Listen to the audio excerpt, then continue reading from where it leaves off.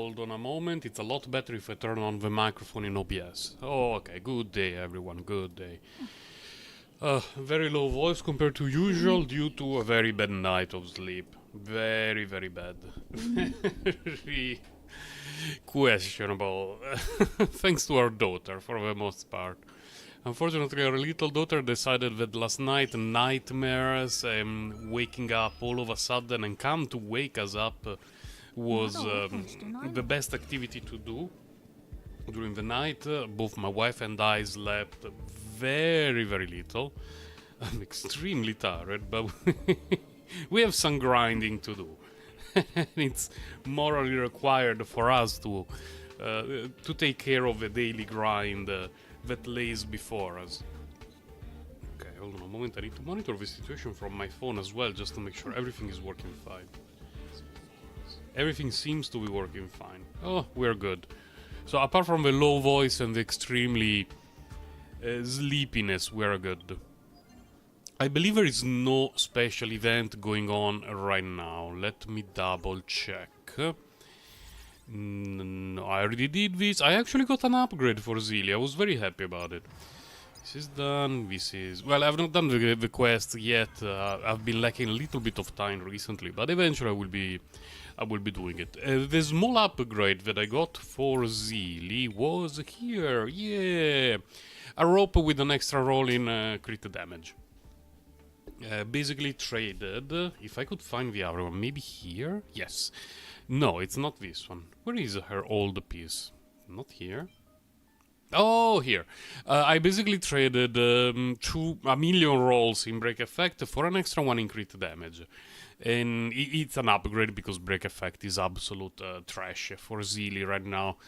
And I'm pretty happy about everything apart from missing 0.2% crit damage to make it to 240. That triggers me a little bit.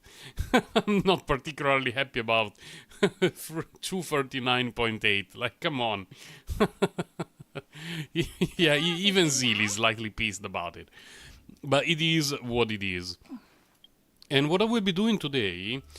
well, we do not have the Memory of Chaos to do because that reset next week. But we still have a Simulated Universe to do, and I saved these over the course of the weekend. Basically, the only thing I'm interested in farming is Rutilant Arena Kill right now. The point being, I have a few characters who would be very glad about getting new pieces from either sets, and I do believe that, I mean, it's not really I believe, but I hope, I want to bank on the fact that hopefully Sam, when he's released, he will use Rutilant Arena, and he will be a character, okay, right away, that he will be a character that I want to play. Now, the problem is, I'm basing this on leaks that are probably 6 months old, if not more. This game could be changing completely. But you will never know, we shall see. The music feels extremely low. Gimme, gimme, gimme. Gimme. We are getting to the point where now, even for the Rutilant Arena set, getting upgrades for Zelie is looking... Wow, we got the Hunt Curio. That's amazing. And I got Auspicious Star? Wow, what a blessed start for a run. That's amazing.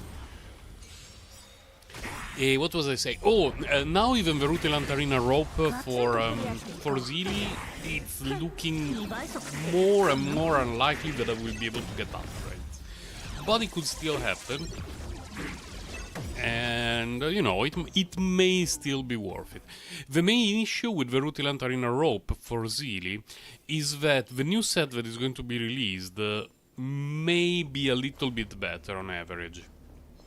Maybe. It's like I'm not 100% sure, but the problem is if it doesn't get changed during the beta, it trades 8%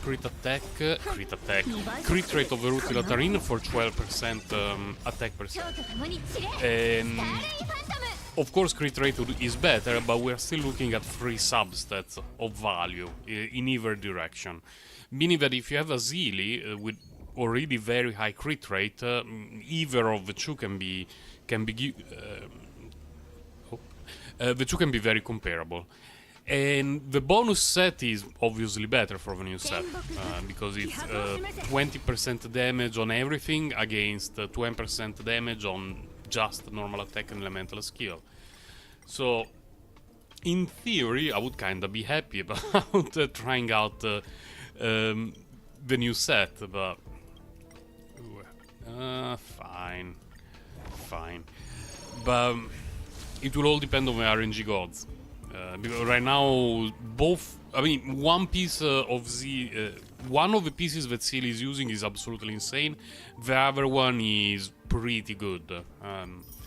Getting something comparable is not going to be easy, but we will definitely try. Hello, Boomda. You cannot see the chat on PC.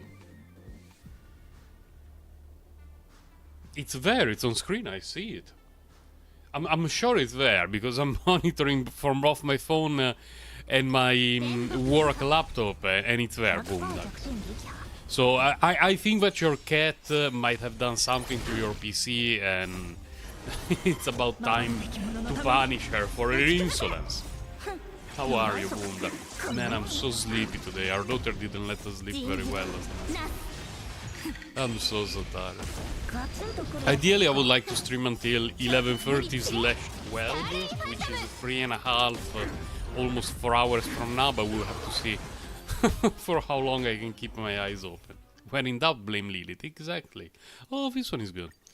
This one is always nice. This one is always very nice. All three of those were very decent. Come on, give me something interesting. Absolute S. I could not see that one. We need to double check. What the hell was even that? Statistically speaking, a piece of trash, but we will need to level it up at least to 3 to double check whether it will be a piece of trash or not. My god, I'm getting so many of these. So many curios.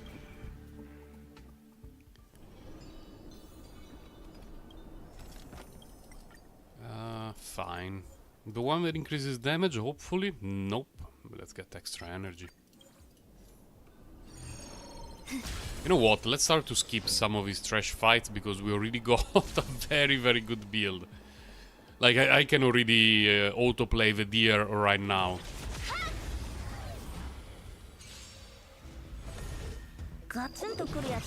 And I think that after the simulated universe, it will be last Epoch time.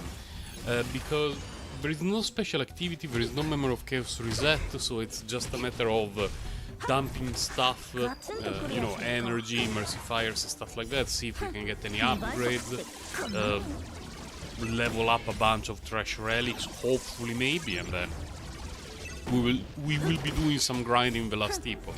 I made it to level 100 during the weekend, and I got a couple of upgrades for my gear, and then I found out, well, not really found out, but I started to do some key dungeon runs, and there is one that I'm enjoying a lot, but it has a problem. I believe it's called the Light Arbor, and it's very cool. There are some interesting things to do. The problem is, do I have any damage courier? Which courier do I have? Oh no, I don't need to repair it. The boss deals poison damage, and my poison damage is very low, because in general it's not particularly useful. So I cannot make it past the tier 3 in the Light Arbor, because the tiniest mistake against the last boss I get one shot. Which means that I cannot even learn the attack patterns very well, because you cannot retrieve the Light Arbor right away. You get sent out, and you need to use another key to enter the Light Arbor. And so every time it's first attack of the boss, oh, I get insta-gibbed, let's restart, and it takes quite a bit to get back to the boss. Oh, okay, now I dodge the first attack. What's the second attack? I get insta-gibbed again. So it's not being a particularly fun learning experience for me. And ideally I will get some extra poison resistance, ideally. It's not particularly important, but... here. Before trying the Light Arbor again, I would definitely like to have a tiny bit of extra poison resistance. Yes. Oh, come on, the misclicks. This one is garbage. This one might have a little bit of potential. Maybe. Just create crit rate, roll a million times in crit rate, crit damage. We are good, we are happy. And we are satisfied with our existence.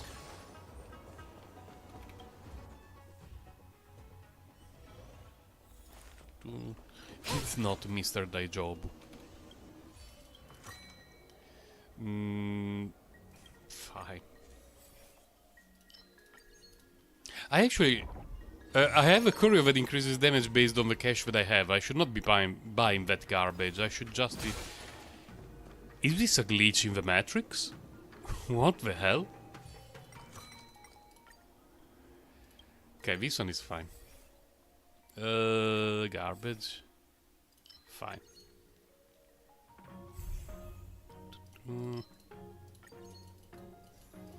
Come on, we just want to go to the Fear the Deer guy. I wish the simulated universe was a little bit quicker when we just wanted to farm for relics. It's not that it takes a lot of time, but... Again, as I mentioned, I complained a few times in the past, compared to a domain, an artifact domain in Genshin Impact, this takes very long.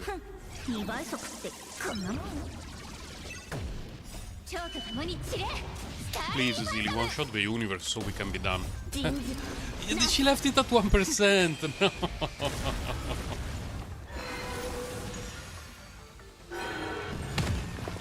Oh, by the way, the relic that I showed you earlier, that is a small upgrade for Zilly, like nothing game-changing, but it's an extra roll of crit damage. According to the trash website that scores relics, it was actually a downgrade for my Zilly, because I lost 2 rolls of break effect for 1 in crit damage. And break effect is very important for a character like Zilly, just like speed. Man, that website is so bad. Whoever designed it did the bare minimum effort to make the website work and give some semi-random rating to relics. It's so bad. Like, speed for most Zilly builds is a dead stat, and break effect is an omega dead stat for most builds of every character in the game.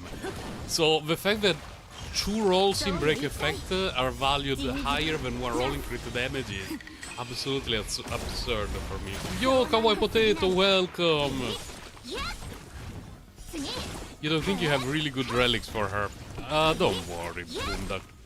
We don't need Omega cracked relics for any of the characters in the game.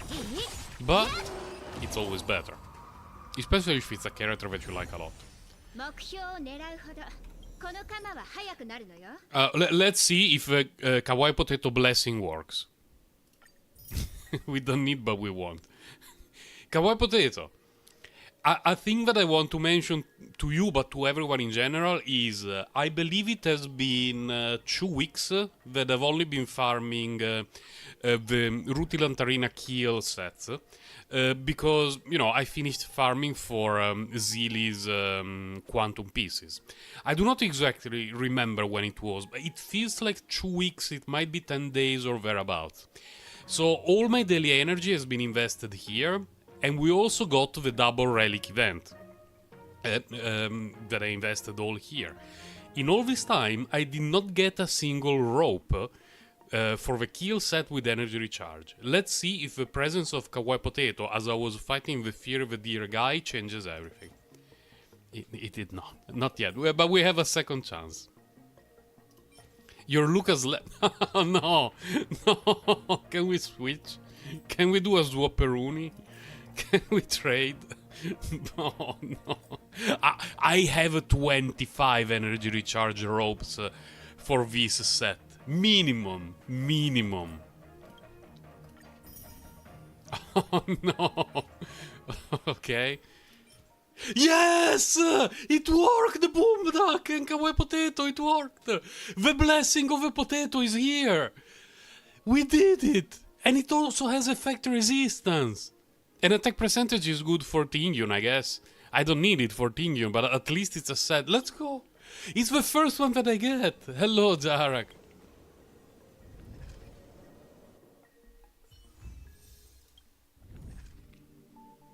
And I would like to show off, first my Himeko, that I built decently, even in terms of traces. Like, this is very respectable for Himeko. I unlocked everything, and all the traces are at 9. But more importantly... Oh. Well, not this, but you know, I can give her this. And I can give her the same relics as Himeko, and I'm working on these. Every now and then, when I have a little bit of spare energy before going to bed, I do a run or two in the Erudition Cavern of Corrosion. You see, I unlocked all her reasonable traces, based Herta, by the way, that the trash traces are not mandatory to get, apart from this one. And eventually, before the next patch, she's going to be at 11, 11, 11. Normal attack probably will stay at 5. I don't feel like leveling up her normal attack too much.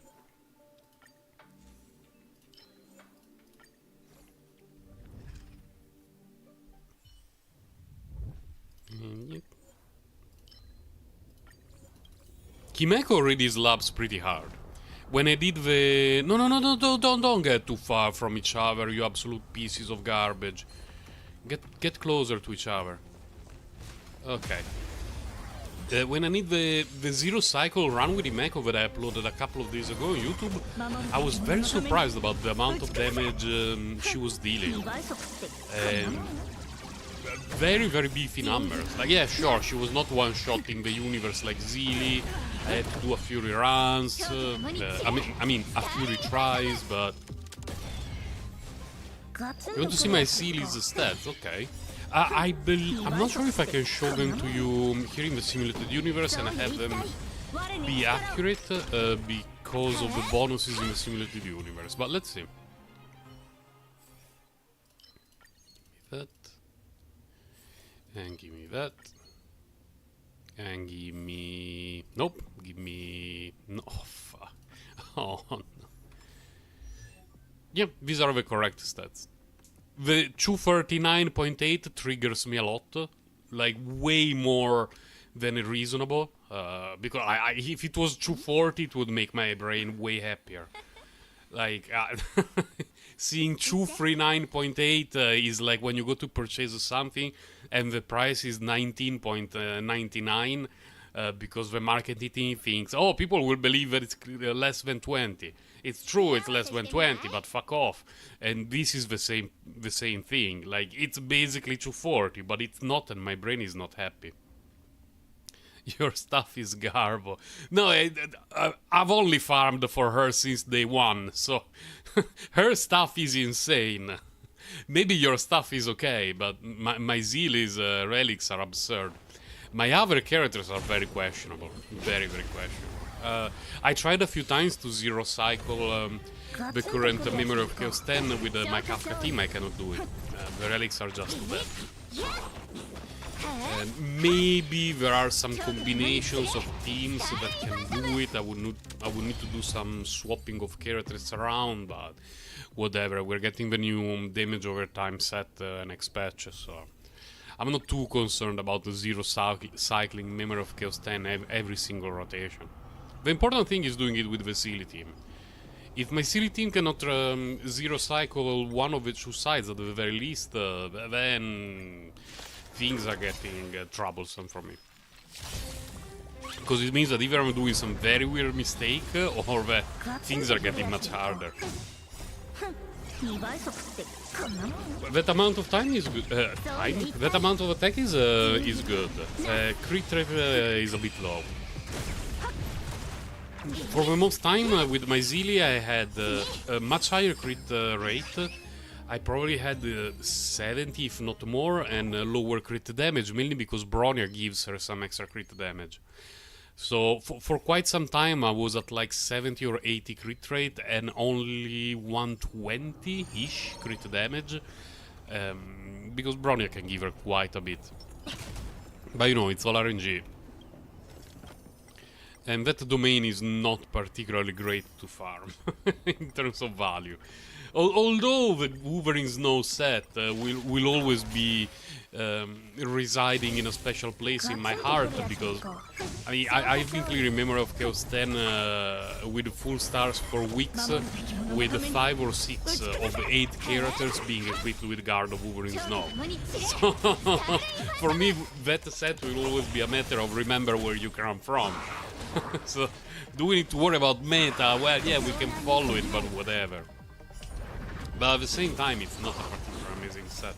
I'm glad that I have farmed it quite a bit, because it ended up being the best option for Fushuan, at least in terms of having 2 pieces for her. I'm getting some absolutely trash blessings this run.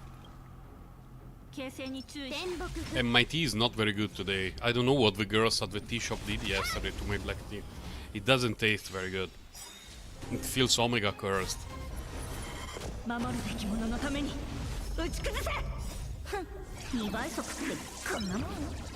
There is definitely something. Well, it could be in the milk as well, now that I think about it, because what I'm drinking is composed of 2 ingredients. One is black tea prepared yesterday, and one is milk that I have in the fridge. So I guess that before starting to wonder whether the 2 girls at the tea shop introduced some drugs or weird components in my tea, I should wonder whether the milk in the fridge has been open for a month or more. But we don't worry about that right now. Let's just hope that I will not have to run to the toilet during the next few hours. It's always a possibility. It happened to me Saturday, but let's not talk about that kind of detail during stream. Okay. This one is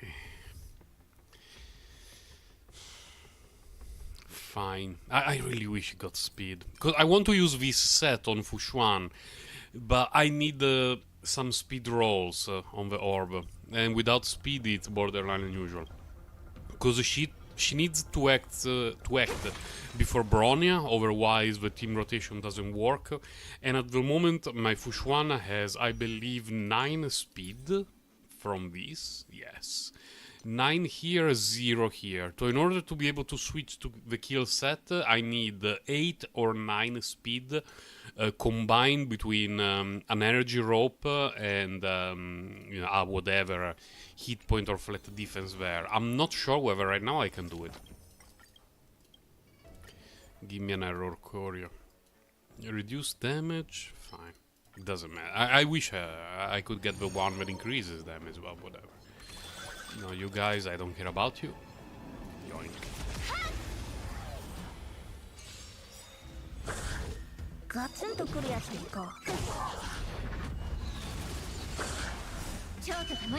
You're working. That's Omega based. Like following my stream in the background while you're working. I appreciate it a lot. Thank you, Jarak. Don't worry if you cannot be active in chat very much. Mr. Daijobu, bless me. Fine. Give me... do I have Variation Blessing? Or was it in the previous run?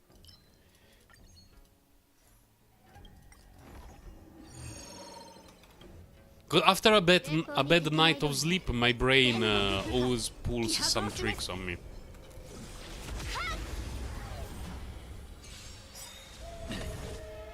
Now, I don't want to curse it, to jinx it, but there is a small chance that this week I may be able to stream more often. Just a little bit later than usual. The reason being that my wife is going on a business trip for about 10 days. And so the problem is I'm stuck at home with my little daughter for that amount of time. And I need to bring her to school, bring her back home, and I will be doing more work from home during this period. And because I'm home, there is a chance that during the next week/10 days there will be more streams in the morning, but they will always start later. because in the morning I need to bring my daughter to school, come back home, double check a few things with the office, dead grind a lot exactly, and then see if I can start the stream. First day, can I check the banners from here? I'm not sure, let me see. I cannot check the banners from here. Because I believe, correct me if I'm wrong guys, but I believe that the coming Thursday there will already be Sealy's rerun. Because it should start Wednesday. I will not pull for her Wednesday, I will be doing it Thursday on stream. And it will start a bit later than usual. My guess is 8:30, but it may also be closer to 9. So if this Thursday, I will put a post on YouTube later and on Discord as well. If the coming Thursday at my regular time you don't see me, fear not. I will definitely be here, just a little bit later than usual. And hopefully even other days, like possibly Wednesday, Thursday, Friday, I may be able to stream every day, a little bit later than usual. Yeah, I'm going for Zilly's Eidolons. I would like to get until Eidolon 4 during this rerun, so that sometime next year when she gets a secondary run I can go for Eidolon 6. And after that we start to worry about maybe Lightcon refinements. I'm not a huge fan of Lightcon. I need to move. Lightcon refinements in Honkai Star Rail, like weapon refinements in Genshin Impact, but for competition's sake. And like for example in Genshin Impact I only have one character. Select a blessing to be discarded, this piece of trash. I only have one character with a refined weapon, which is Raiden, because on her, I believe, third run, I did a temple for the Lult, and I got 2 engulfing lightnings in a temple at 0 PT. And so I decided to use my Primogems to make it to Refinement 5. Eidolon 4 you could never. Yeah, I only care about finishing, so to speak, Zilly for now. And I have not found another character that I like as much as Zilly yet. Like, I like Kafka in terms of gameplay and team composition, and I do believe that she will be very versatile in the future, because at the moment she's the main damage over time dealer in her team, but if months from now they release another damage over time character who deals more damage than Kafka, Kafka can be the support, triggering the damage over time of the other character. So I decided to invest Jades into her, believing that she's a very future-proof character. I may be wrong, and I may bench her a few months in the future, and I will be very annoyed, but I want to believe that I did a good choice, gameplay-wise. But as a main damage dealer, at the moment Zilly is by far my favorite. And I want to have her Omega cracked both in terms of relics and Eidolons and everything. And we will wait in the future to see what characters show up that I do like. I kinda believe that if it's true that Sam and Firefly are in some shape or form the same entity, I may like that character a lot. And it might be my first destruction character, because I skipped the Blade, I skipped the Danheng, the 5-star, I skipped Jinliu, so I do not have a destruction character, and all the destruction characters are Omega busted in this game. And there is the rumor the Dracula, which of course activates my almond a lot, but we don't know anything about her, we don't even know if she's going to be a good character. You want cool looking characters. I do believe that's the way to go. I do believe it's the way to go. Get a character that you really like in terms of how they look and their characterization, make it Omega busted, and use him or her to clear everything. Sammy's the god. Sammy's great. I'm very weak when it comes to mechs. I was born in the 80s, at the height of the anime and mangas from Japan, having mechs everywhere. So every time that I see a character that is a mech, I just want to play.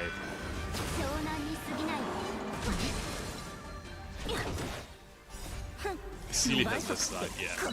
Blade, I was very, very tempted by Blade, but I was really short on Jades at that time. Silver Wolf helps Sight Girl, yes. Fushuan was a mistake. Are you insane? Fushuan is Omega Busted. What are you talking about? Fine. Fine, we can try. Fushuan is glorious. With, nah. We do not tolerate the Fushuan Slender. You didn't mean to get it. But she's the best support for Zeely, for Sight Girl. Like, you cannot get a better sustain unit for her. Very likely for a very long time, by the way. Very, very likely. Because she's Quantum, meaning that, you know, it makes it easier for Silver Wolf to work properly, and she makes the team immortal, and it just fits her perfectly. Let's keep all the Garbo. Enough Garbo for today.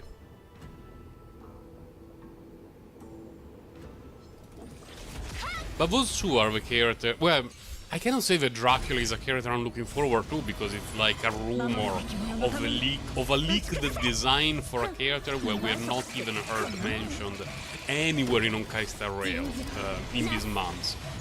And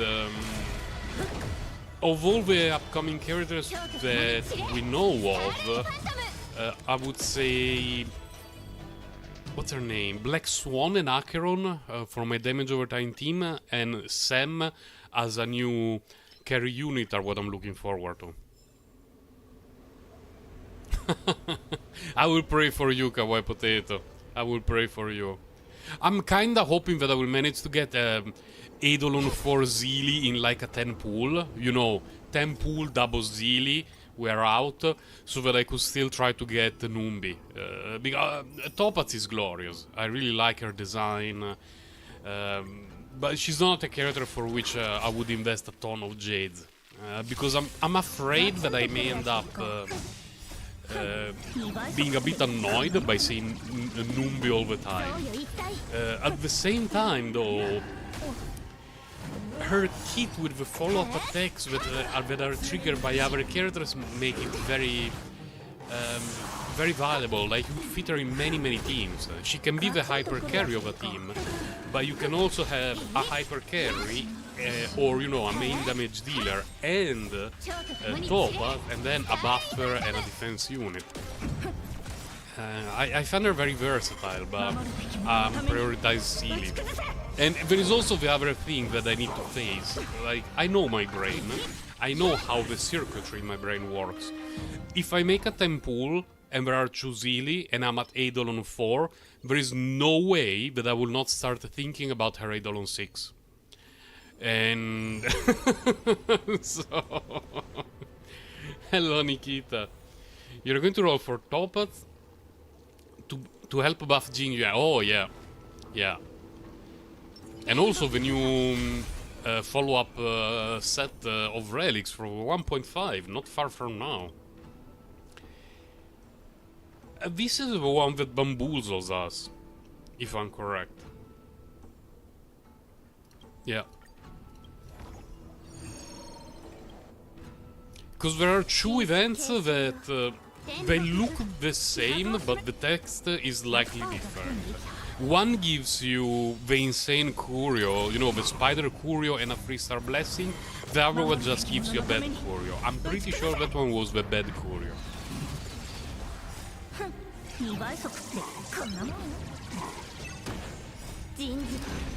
Wait, what do we have in the next patch?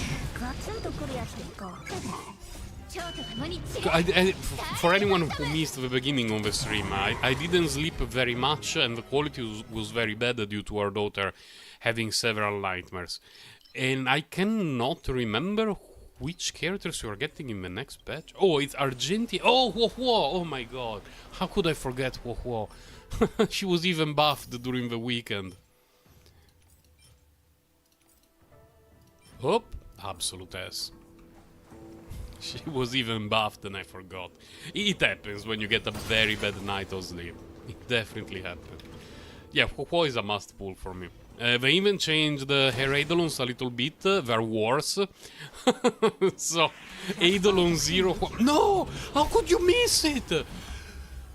How could you hit the stairway, Silver Wolf? Oh my god, we missed the Trotterino, I believe.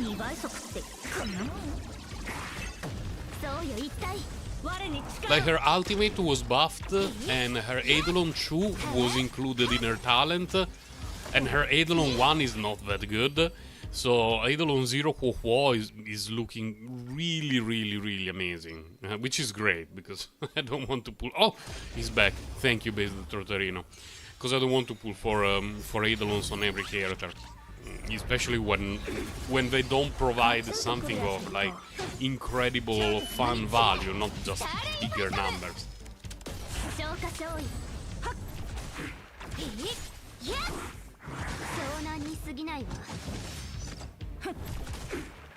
Man, the targeting of Silver Wolf is so bad. There's been a bit of drama in the last week or so about Silver Wolf. Especially because there are people who are complaining that she's not good enough because she's mostly single target, which is true, she's mostly single target, but it means that you need to evaluate her in single target scenarios. You cannot go against 5 bosses, well, we never get them, but you cannot go against a double boss fight and be like, Silver Wolf is bad. No, you are bad because you relied on her in the team. Use a different team, you dirty human. Like, what the hell? Come on. Like, I know when I'm using Zeely against multiple bosses, because there are those kind of chambers in the Memory of Chaos, that it's not ideal because that's her not focus. Like, she wants to kill one boss, not 2 bosses. But I still do it. But I know that it's not ideal. No, you are bad. Yeah. Like, everything that she does is a single target. Everything. Like, one could... Something that I often do is I throw this at one target and this at the other target so that both are debuffed. But in general, her kit is a single target. So there are people who go in the chambers, in the Memory of Chaos or whatever, against 2 bosses and are like, oh, I cannot debuff both of them at the same time. Oh, this character is bad. Man, come on. Yeah, pull for a new character. That is going to solve all the issues. Yeah, go. miHoYo's marketing team approves of your brain.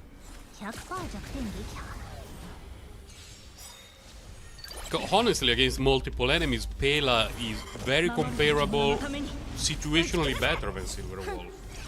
But we knew it. Like, it's not something that people found out recently out of very in-depth theory crafting and math analysis. Like, it's like that. We knew it since day one, basically. But I don't know why it's a topic that was brought up recently on Reddit. And I read a couple of threads about it and some comment. They made me feel dumb just by reading them, and I decided to stop delving into it because it was not worth it of my time. There are better things to do. Like, I would rather sit on the toilet fully dressed, even without needing to be on the toilet, and just play something on my phone. Does it have the free flat stats? Oh no, okay.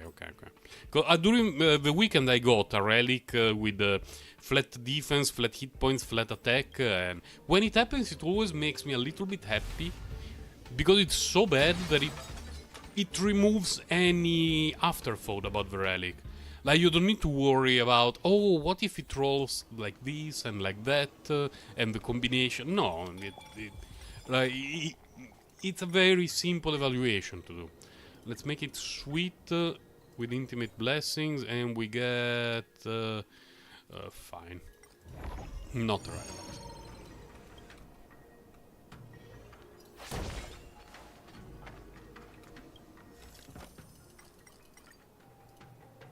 Discard one courier can... Oh, hold on a moment. I think most of my couriers are pretty good, right?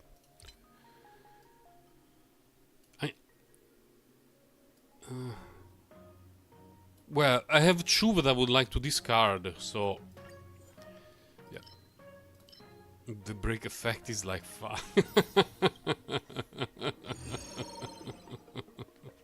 The break effect at the moment in this game is for the most part so underwhelming. I wonder how broken Ruan Mei has to be at release to make it worth it. Because the effect of the break effect is pretty good. And like for example, Quantum break effect deals a ton of damage, but it's something that happens later, like after the effect. When you are in the early game and you are struggling to deal damage, the break effect of some elements can be extremely useful. But as your characters get stronger and stronger, it loses a lot of value. And there are things like physical damage break, which is great, but it's extremely good when you're doing things like damage over time, caster teams, because then you can trigger things again, and you know, it all combines pretty well.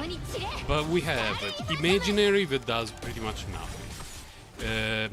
Ice, it does pretty much nothing.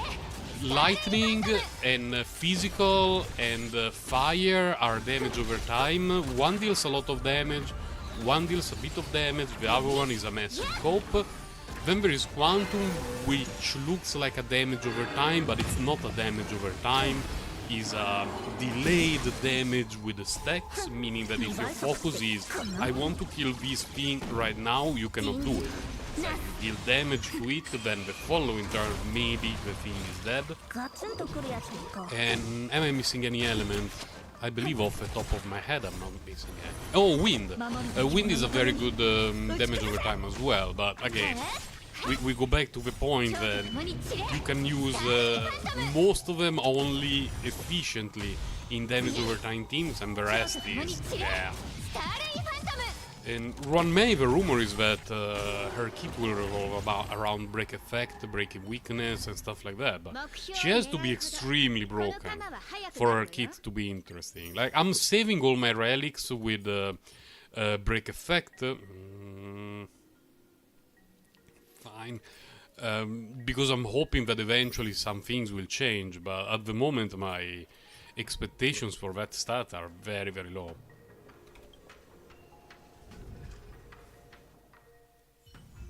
And of course, I'm sure there will also be a new... did I say something? Oh yeah, we got this. There is going to be a new break effect set when we release Ruan Mei, or, you know, anything like that. So the current break effect set will be a massive cope, and we'll have to start farming from scratch. And I will be like, how about no? You forgot it was even a stat, yeah. in the very, very, very early game, it's really good. In the very, very, very early game. After the very early game... Would I rather deal 500,000 with the Zeely with her ultimate, or build a break effect so that if I build 5 stacks on the following turn, the enemy will take 50k damage? Oh, it's a difficult choice. No, it's not difficult. But in the beginning it was very good, because there are things like physical damage break that scale with the hit points of the enemy, meaning that it doesn't really care that much about your stat. Like, as long as you have physical damage, orb, and a bunch of break effect, you're going to deal a ton of damage that in the early game felt amazing. And then it starts to feel less and less amazing, and then it feels like a massive cope. And I'm glad I did not spend resources building break effect stuff. There is only one character that I built for break effect, who is Sampo. He's not built for break effect right now, but I had... I don't even know if I still have it, by the way. The break effect set, because I generated this with attack percentage and effect hit rate and break effect. So, you know, it looks very good for a wind damage character. And I believe I also have an attack percentage rope from the same set. Maybe this one, or another one, I don't remember.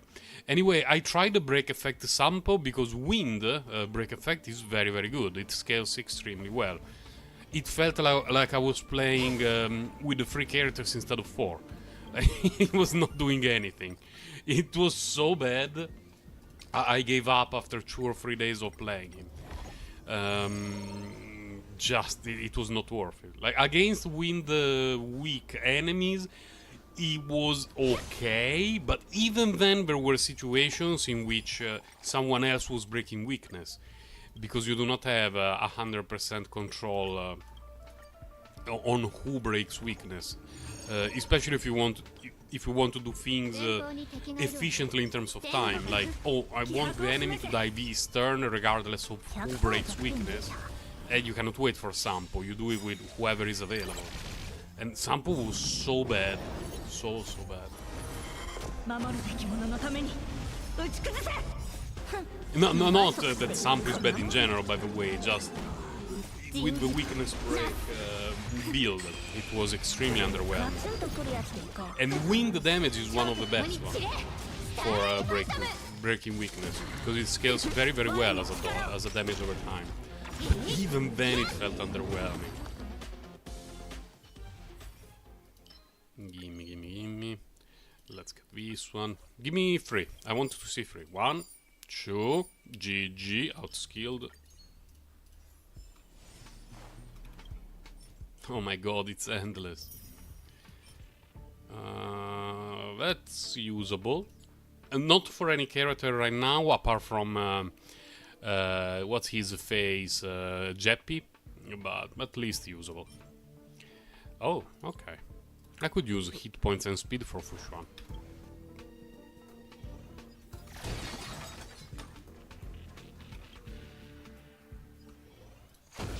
What's the time? 10 to 9. Interesting. Oh my god, really, Silver Wolf?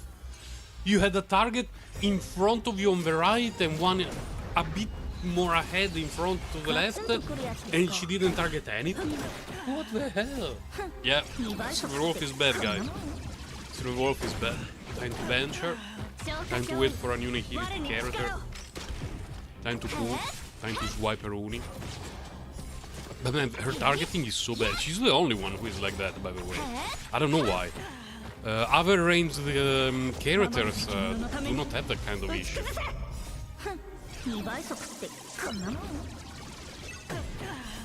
Like Bronya, when I use her normal attack, it feels like doing 360 no-scopes on Dust 2 or 2-4. But Silver Wolf's targeting is just so abysmal. It's unbelievable.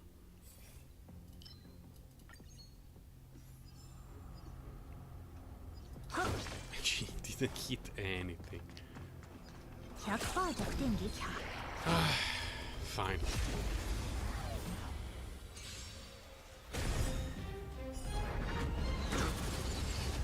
And mentioning 2-4s reminded me of how much I enjoyed the original Team Fortress. I miss it though. Had a lot of fun with that. But then I found Tribes, and Tribes was just that. Tribe was so glorious. No! So we lost all the cash, what the fuck?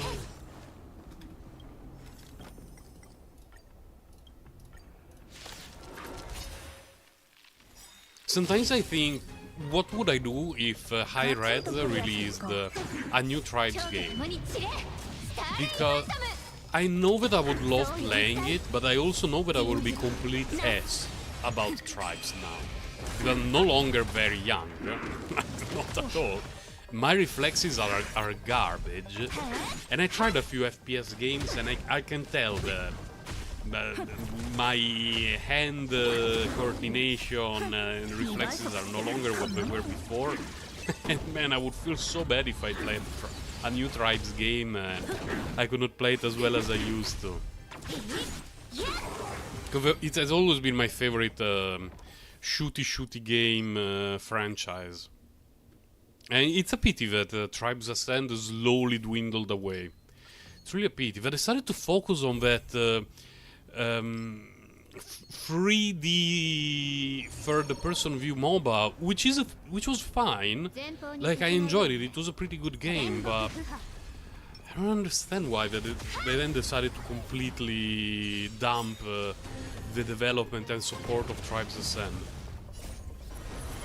I could not believe that they could not handle two games at the same time.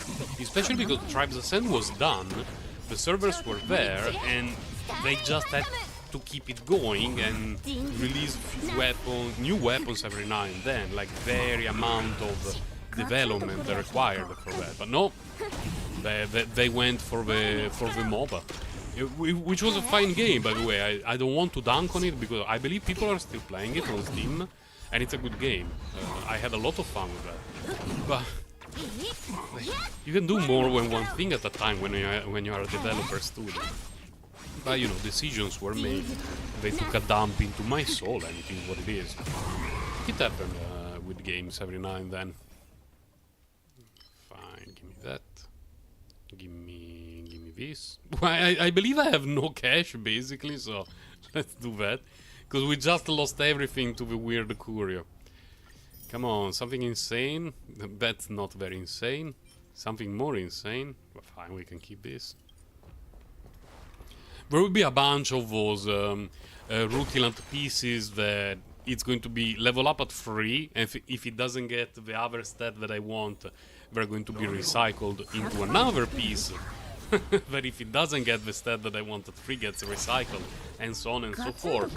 Then we go to the synthesizer, and honestly, once we get to the synthesizer, I do not even know what to generate. Probably still a ropes from the Lutirant Arena set. Probably. But I have two good ones right now. I have two that are very good. Like, one is great, the one on Zealy.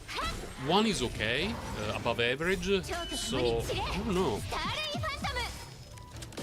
I didn't try to dump it to the orb for the Lutirant Arena set, or the Vornak set, the sprightly Vornak is also interesting. Because I have to do some speed management for this team if I want to have Bronya act 3 times during the first cycle. Because if Bronya acts 3 times in the first cycle, I miss 1 action on Silverwolf and 1 action on Fushuan, which is not very good, especially the one on Silverwolf. Fushuan acting 1 fewer time in the first cycle is actually pretty good. Because you use the technique before a fight with Fushuan, and during her first action the buff is up, so she can generate a skill point.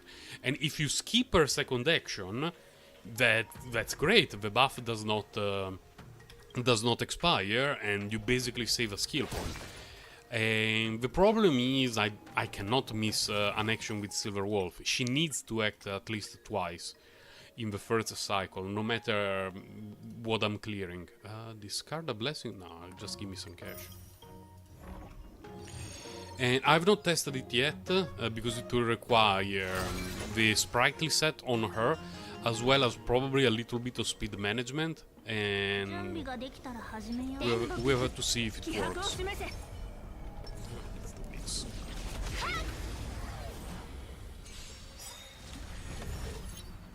But Bronya acting 3 times in the first cycle is very nice. She can do skill to bring up Zealy and start to get rid of a threat. Her second action can be a normal attack, and everyone goes, and then her third action can be another skill that bring back Zealy again. And it's very, very good, but we need to work a little bit on Silverwolf for that to happen.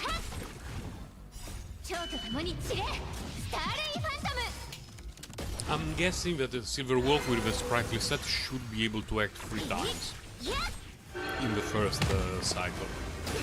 Her second action, well, she will not be able to act more than twice, but at least the second action should go before Bronya's third action. At least I hope so. Because Bronya has so much stuff that forwards her own actions.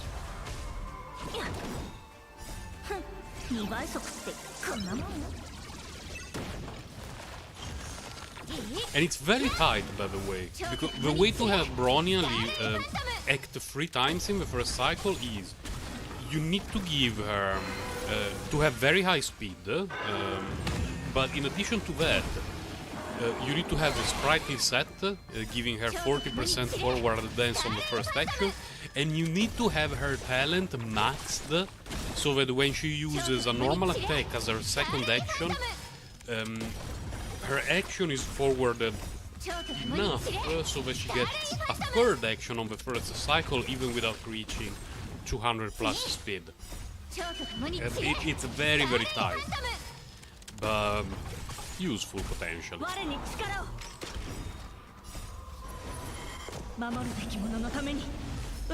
At the moment it's not.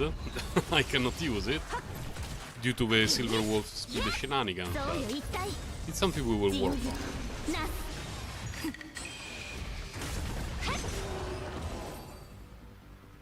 Come on, Fear the Deer guy, give me something nice. I didn't get many good things today. This one is S. Oh, we didn't check that one. You have Bronya on the messenger set. Which one is the messenger set?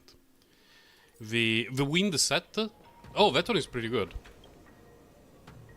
Pretty good.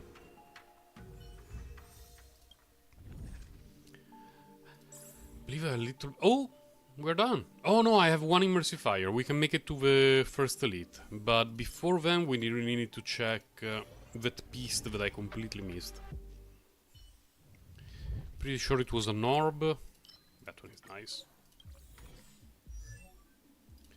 Right here. Should be an orb from this set.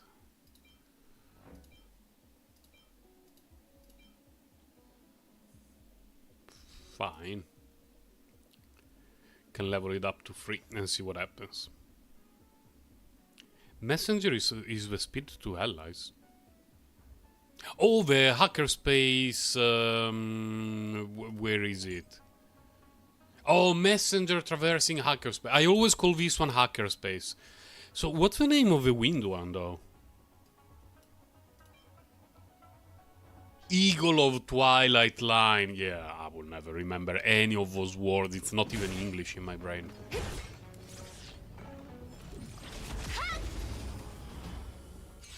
You're almost at 70. Oh, you know what's the worst thing about making it to 70? We do not get any reason to go to talk to Pom Pom ever again. It feels so Mega Man. Because he's already consistently in full Depresso mode. But then, once we reach Trailblazer level 70, there is no point in talking to him. Ever again. It feels a bit bad. Like, sometimes I go to the train just to have a look around and chat with the characters, and I see Pom Pom, and you know, I do the Depresso dialogues with him, but... Like, the main reason why I wish there were levels past the 70 is that, like, even with trash rewards, like, oh, 10,000 credit, congratulations, you made it to 71. But at least, you know, you go to Pom Pom, you chat with him, he tells you, let's go, you made it to 71, or something along those lines. He's never that energetic. But, you know, at least having an actual reason to interact with him rather than going there and seeing him cry because someone laid a turd on the plants on the express and he doesn't know who it was, and you need to tell him that it was March the 7th, but you don't want to expose March the 7th and her fetish of the shitting in plants. You know, oh, Mr. Daijobu, let's go! Thank you for saving me from that rant about March the 7th shitting on plants. Give me this, give me this. Oh my god. Mr. Daijobu, how could you do this to me? I thought we were friends. Okay, slightly saved. Slightly.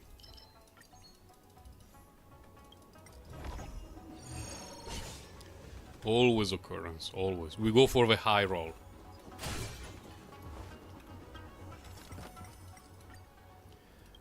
Fine.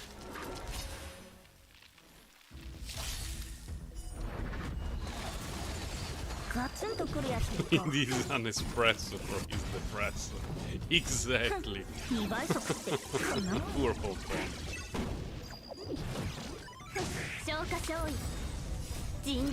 I like the fact that his presence is not as oppressive, doing air quotes, as Paimon's, who is always there. And like or dislike Paimon, she's always there. Sometimes it can be a little bit excessive, even if you really like her characterization. And Pompon is fun. I just wish there was a little bit more presence. Like sometimes there is a mission that we have to do, and Pompon teleports to anywhere we are, and he tells us, "Yo, sir, grind a lot. You have to go to that place to do that thing," and you're like, "Okay, Pompon, we'll go to the express to have a briefing with Himeko or whatever." You wanna kick Paimon over a house?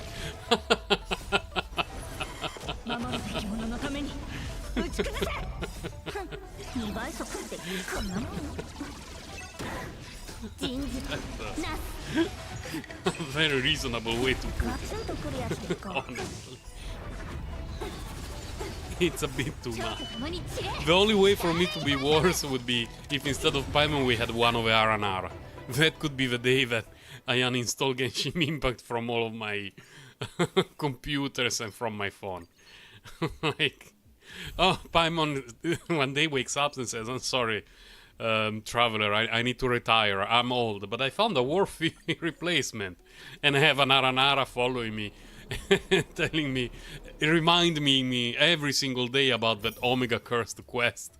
And I'll be like, "No, we're done with Genshin Impact. I will be looking at the spoilers on stream to know where the story goes, and that's it for Sir Grindel playing Genshin Impact." So we can leave this place.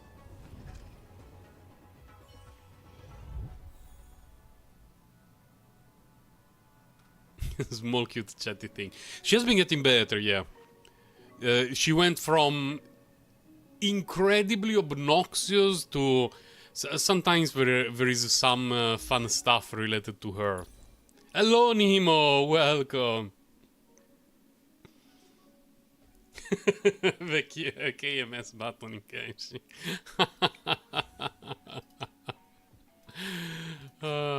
Let's start. Oh my god! No. Let's start with a bunch of garbage here. Why did I even level this one up to 3? Hold on a moment. It was a fire damage rope with flat hit points, flat defense percentage, and I leveled it up to 3. What was I even thinking? What the hell was even that? She can be fun, yeah. Every now and then there are some fun moments with Paimon. This one, I kept it. The reason why I kept this is that there is a chance that in the future we will end up having characters similar to Raiden, Furina, or others who already have so much scaling of their own elemental damage that having the main stat here could be good. And so every time when I get a damage-oriented set with you know, a stat here and good damage substat, I lock it and we wait to see what happens in the future. Let's see if we get the other crit. Otherwise it's fodder. It's fodder.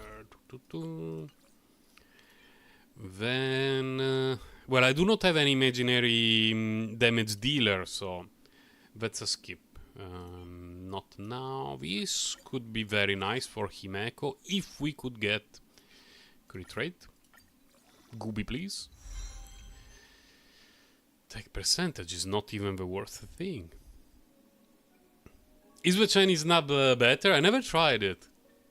Because the game, like the sound for each dub takes so much space that I only downloaded English and Japanese on all my platforms. It's not the worst thing.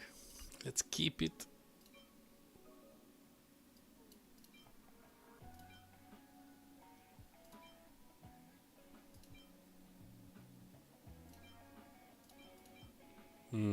That's it? Really? Oh, one of the reasons why I built Herta, by the way, is this. I got this last week during the event. And I was like, fine. Since I'm skipping Jin Liu, I guess I need to find another character to give this to. ER rope or attack rope for wealth? It depends on what you want him to do. If you want him to be the main damage dealer, attack is better.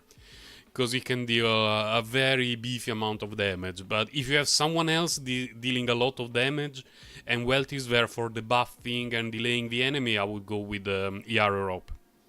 But neither of the two options is right or wrong. Like, they're both good options. They just accomplish things differently.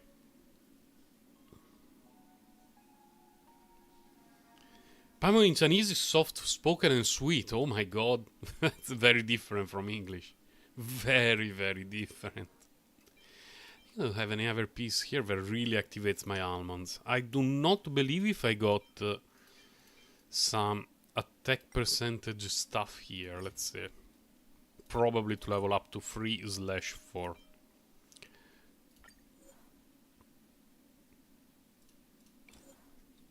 Yeah, if you're going for support, ER is the way to go, definitely.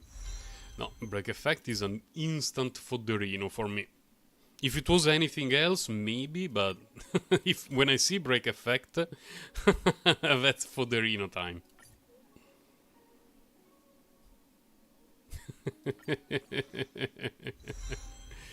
Yep. Oh, today is break effect day. Let's go. Nothing good here, yeah.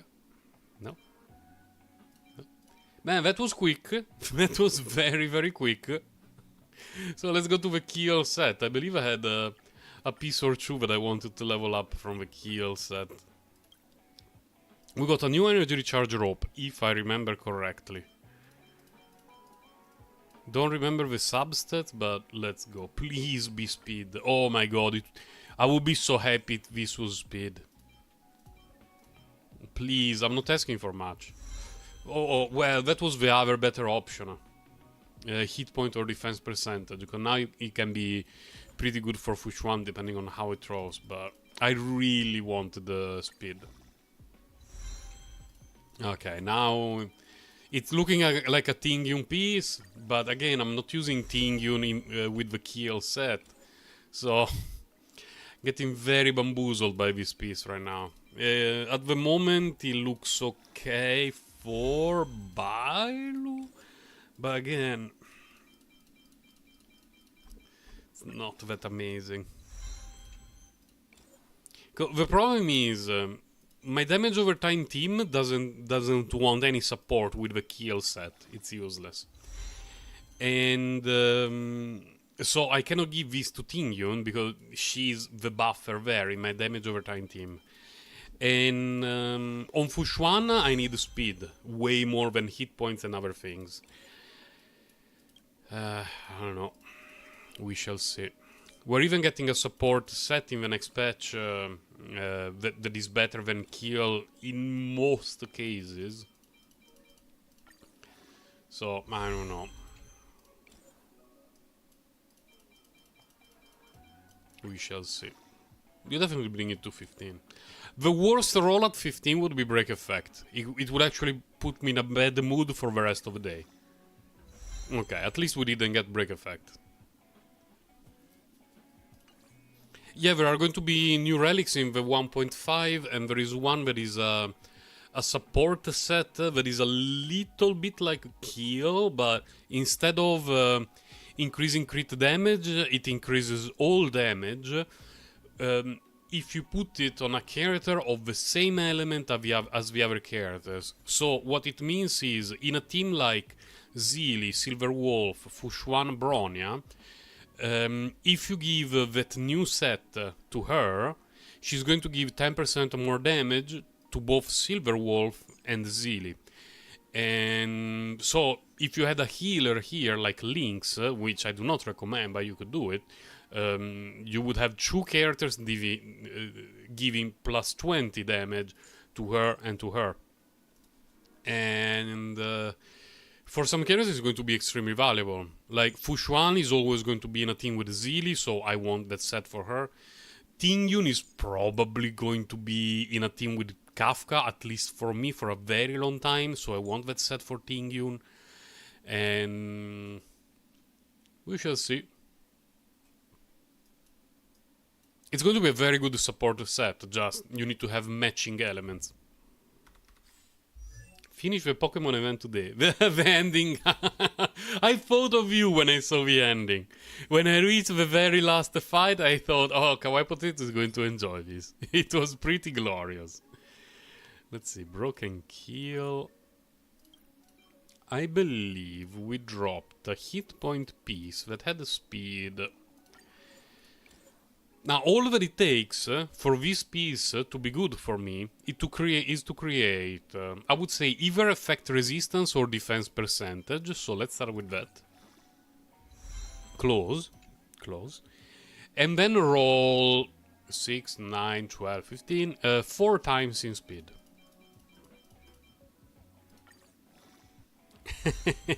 She will always be one of your favorites. Yeah. And the introduction to the fight was so epic. Like running up the hill and she turns around. Oh my god, what a piece of ass of a relic that we got here. Oh Jesus. How could you do this to me? Any other hit point set that I dropped? Hit point piece that I drop with the speed and that I want to level up. I think we're already in recycling territory, guys. Oh my god. It was really over the top, yes.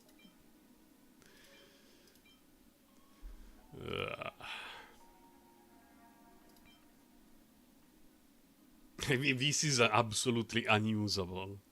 It's one of the worst things I've seen in a long time. I think this I unlock it, so the next time that I get something decent, I have a level 9 to recycle.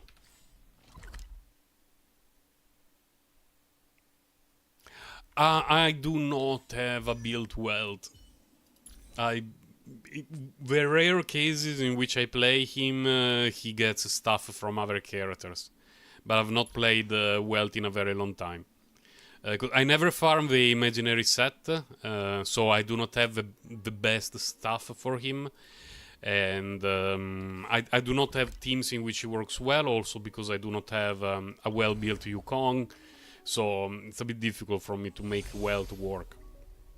Resources are very scarce, unfortunately. Can I teleport here right away? Yes, because I want to go to the dragon. Oh, my Zeely, yes. Zeely is built pretty okay, as I have a sap of tea.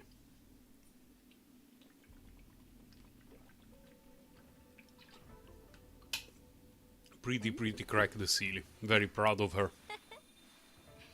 Very proud. She's happy as well. Let's go to the Giga Dragon Zeely.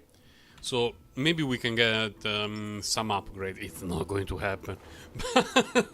You know, if not for her, maybe for other characters. I wonder if it's even worth it.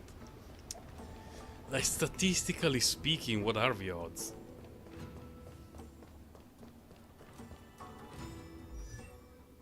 It's borderline impossible. I need to do this before I forget, by the way. In Genshin Impact, I do not do this thing anymore because the resources that we get from expeditions are pointless. And, you know, I do not even enter the tab. Here it can still be useful because it's in the Battle Pass, but occasionally I forget to do it. Give me some cash here, please. Ah, decent. Now, the problem is... not synthesize, first recycle. Salvage, 5-star, confirm. How many do I have? Okay, I can craft the 5 thingies.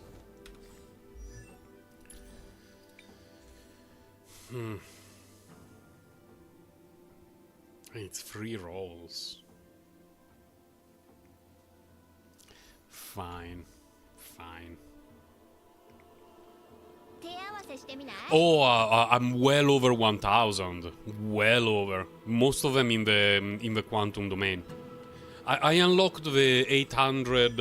I don't know if it shows all of them. Or if it stops showing after the 800. And I do not even know where it is, actually. But the 800 caverns run, I unlocked it a very, very long time ago. I don't even know where it is. Glory of an Indian, defeat stagnant shadow. It should be here. Yeah, it doesn't show how many after 800. But I did it, oh yeah, I did it months ago. Like 2.5 months ago. I already had 800 Cavern of Corrosion run. Mostly for the Quantum set. And by mostly I mean 95%.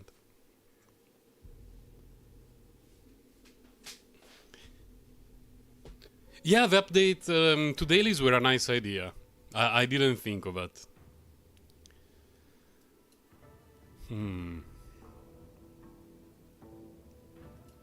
I do not care very much about any of these sets.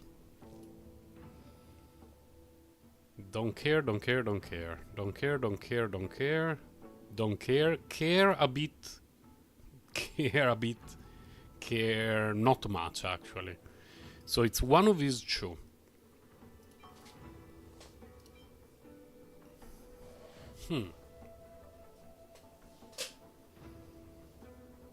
Oh, a lot. A lot. I have a ton of relics at 15. Let's go one by one. Not break effect. Oh my god. Please. I think the last one I will try a rope. Oh my god, double break effect. Why? Oh, triple break effect. Okay. Today is not a good day to synthesize that. But everything will be saved with an energy recharge piece from here. Please? We tried. But we failed. The lesson is never try. How many relics at 15 I have? I have no clue, actually. Now that I think of it. Date obtained, no level. Let's see, each line is 2, 4, 6, 8. Each line is 9? 2, 4, 6, 9. That's an odd number. And I have 1, 2, 3, 4, 5, 6, 7, 8, 9, 10, 11, 12, 13, 15, 16, 17, 18, 19, 20. So these are 180 relics, 182 relics, and a bunch of, you know, garbage that I leveled up a bit and I regret everything that I was doing with my life and I stopped around there. Yeah, some of this stuff will eventually be used as a fodder, but not yet.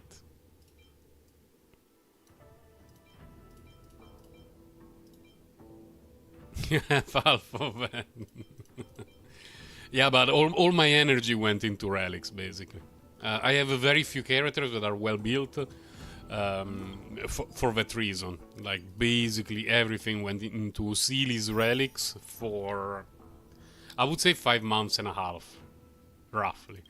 And only now I'm starting to work on other characters.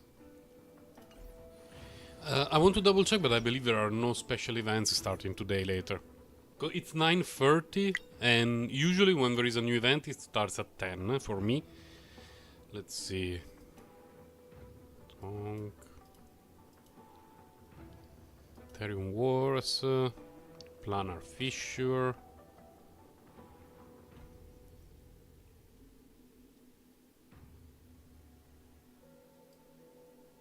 No. No new event today. So that's it. And I want to double check the start of Zealey's rerun. 4 days and 2 hours. 1 day, 2 days, 3 days. Wait, 4 days is not before Thursday. Huh. So I think Thursday we cannot pull for Zealey rerun. Maybe Friday? Because the timing, like, I don't know how long it's going to be between the end of her banner and the start of a new banner. Sometimes it's almost instant. Sometimes there is a little bit of gap. We have to wait and see. If I can stream it, I will stream it. If not, I mean, I will definitely stream it, but I'm not sure if it will be the day Zilly's banner arrives or a few days after that. Yeah, I would like to get Eidolons to 4 during this rerun, and then 6 next year during her future run. Unless, you know, if we could make it to 6 during this run, I would be even happier. But I doubt it's going to happen. I really, really doubt. It would take me Yelan rerun levels of luck for that to happen. And the presence of Kawaii Potato, who blessed me during Yelan's rerun. I will not have enough. I will definitely not have enough to guarantee unless I'm super lucky. I'm not expecting that to happen. Swiping for the win, no. Well, my plan is that if I can get to 4 very early, I may actually consider doing a Swiperuni to guarantee making to 6 and be done with it forever. But I would also be happy to make it just to 4 during this run and focus on other characters for a few months and then wait for her future run. And it annoys me a little bit that her later Eidolons are very bad. Like, this one and this one are whatever, it doesn't matter. This one is very questionable utility. This one is nice, but it's not that amazing. No, you're not wrong. My Zilly has to be Omega Busted. She's my favorite character. And when she's finished, I don't care too much about refinements on the LightCon. When her Eidolons are finished, then I will be free to focus on other characters. But until then, she will be my main priority. I wanted to pull for Jinliu, but when we announced Zilly was getting a rerun, I was like, nope. Jinliu will have to wait. Goodbye, Jinliu. It was nice knowing you. You came at the wrong time. Like, Jinliu came before Huo Huo, who I want to pull for 100%, and Zilly rerun. Like, I was destined to skip her, and I was even cursed by the RNG gods who decided to give me this a few days ago, mocking me. Basically, my only ice damage piece in the game. Soon. Yeah, very soon I will be free from the curse. And I believe I do not have other things to level up. Because I only farm Rutilant Arena Kill for a very long time, so I do not even have pieces from other sets that I want to level up. I didn't get any Quantum piece for a long time. Yeah, I think we're pretty much done. I think we can transfer to a last Epoch. I will double check my energy. Yeah. Later on during the day I will do some extra Rutilant Arena runs to see if we can get anything. I believe I have enough pre-farmed for Huo Huo. She is very far away. We still need to go through a bunch of banners before Huo Huo, but I do believe I farmed everything for her. I have 65 of these, 95, 112, 16 should be enough. The, what is it called? Hackerspace and the other one. What is it? What is it? This one. The Hackerspace and this. After basically finishing the Quantum set for Zilly, I started farming this. Because I wanted 2 good pieces for Fushuan, and this set is good for a lot of characters, and it's probably going to be good for quite some time on support. So I invested quite a bit of energy recently in that Cavern of Corrosion, because this one can fit a lot of characters. Even 2 pieces or 4 pieces, you can give it to many characters. And it's what I will be giving to Huo Huo when she is released. I will probably just take the pieces that I currently have on Bailu, that are focused mostly on speed and hit points, and of course healing bonus here, and you know, speed, bunch of hit points, and I will give them to Huo, and she can use Fleet of the Ageless for now, but we shall see in the future what I will be farming for Huo. Everyone is on Quantum, what the hell. But yeah, we're done for the day in Honkai Star Realm. We got... what did we get? Did we make any progress of any of my character in an hour and a half and 12 immersifiers and all my daily energy? I believe we didn't. Man, it feels so bad.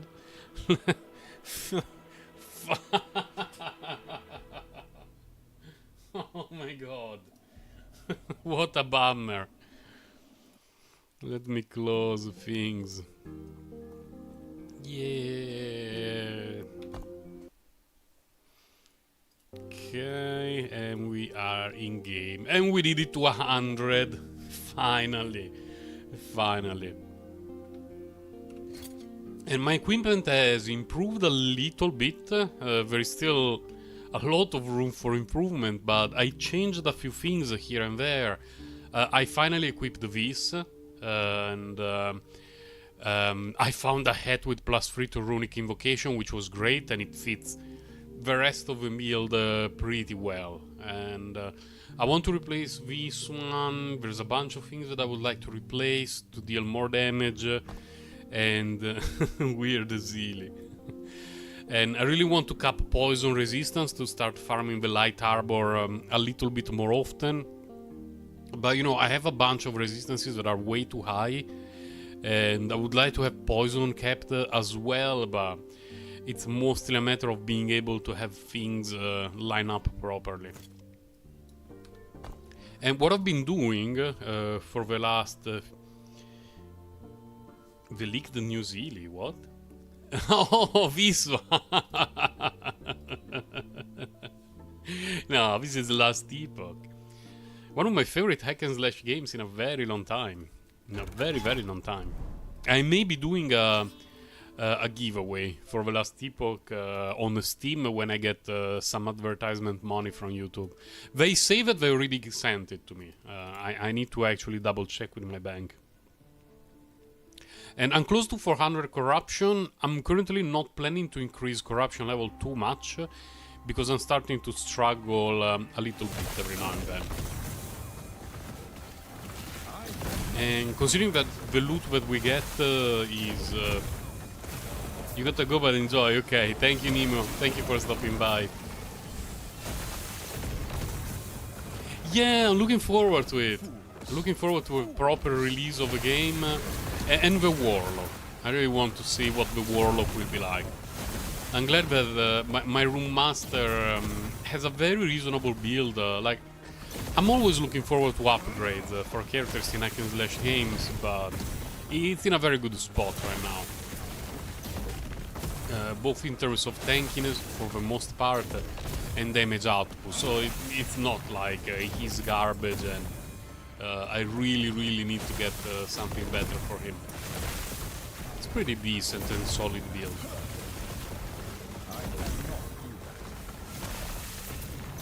What I would like to do is like finish getting some of the exalted items that would, let's say, complete the build in terms of avoiding critical and increasing my damage, and then do some infusions of legendary, you know, the crafting, and then I would consider it done and work on doggies. Doggies is the name of my druid. Don't ask me why, because druids don't really summon doggies in this game, but I decided to call it doggies. It made me happy, and it's like level 2 or 3, so it will take a while before my doggies is at a decent state, in a decent state rather. I clicked right, yes, okay. Because, let's see. Like, I have my uniques with a bit of legendary potential. And I also have many in the bank with legendary potential. And I want to finish them, but considering that I'm farming, there is always the chance of getting higher legendary potential and good rolls, which would make it quite happy. And I would really like to replace this one with a similar ring, but the copper ring, the one that increases critical. It's not going to be easy because this one has very good stats that fit my build very well, but we shall see. And oh, I cannot show it here. Maybe I can show it here. I got 2 of these. I finally dropped them over the weekend in a very short span. Like, I had 0 until the last time, and until last week's stream on Thursday. Then during the weekend I got 2, meaning that if I could get an absolutely cracked ring, I could duplicate it, and it would make me very happy.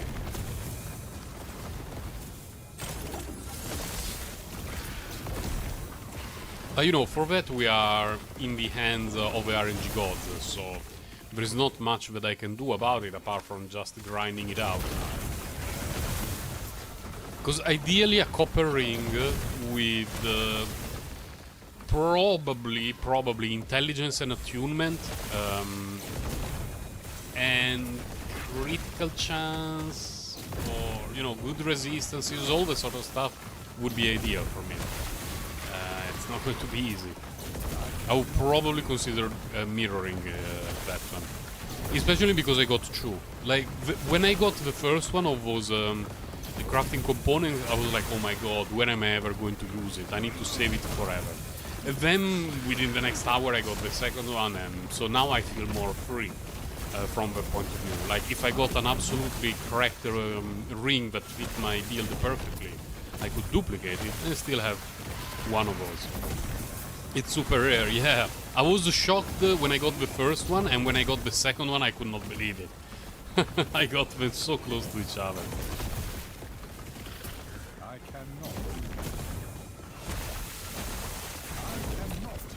In PoE I never got a mirror, but the mirror is way more rare than the Rune of Creation.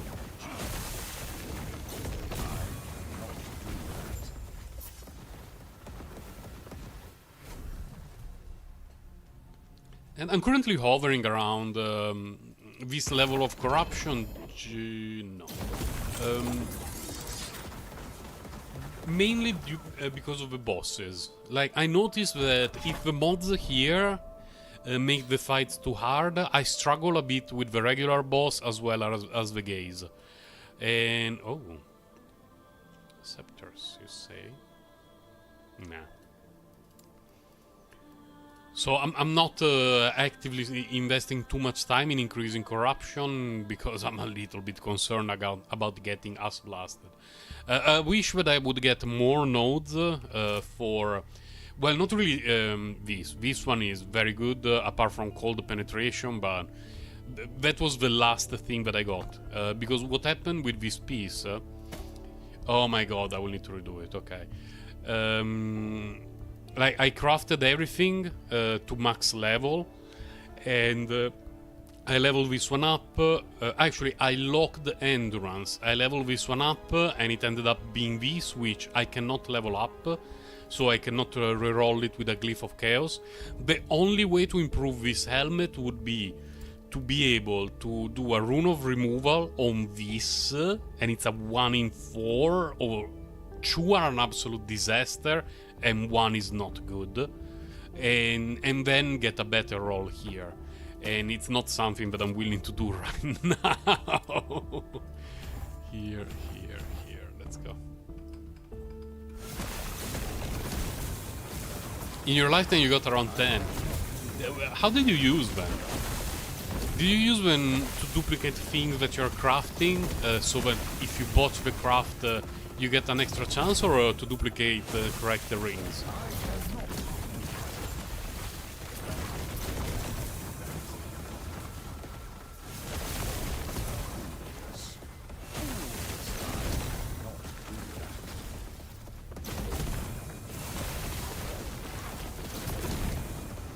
I changed some of the skill points in my character because something that I noticed is this character is very mana hungry. It was not like this in the early game, because basically everything got one shot in the early game and survival was not a problem. But there are some harder fights during which I need to spam the wall to get ward, and at the same time, also do the rest of the skills, and it's very mana intensive. So I spent a lot of skill points on different paths to get extra mana and mana regeneration.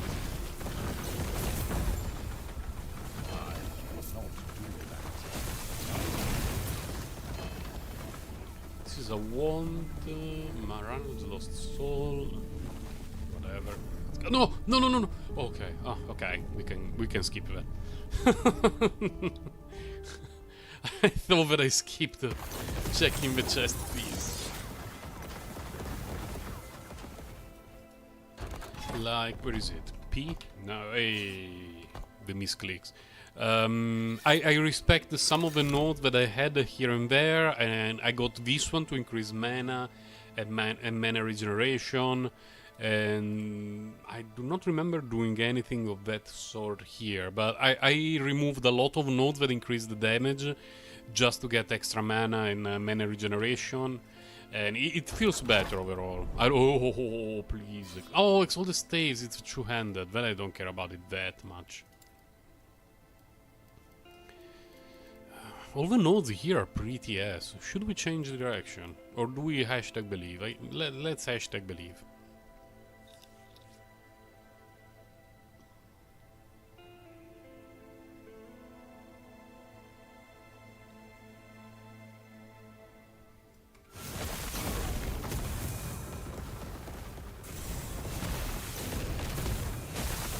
I always get annoyed now that I'm at level 100 when I get an experience shrine.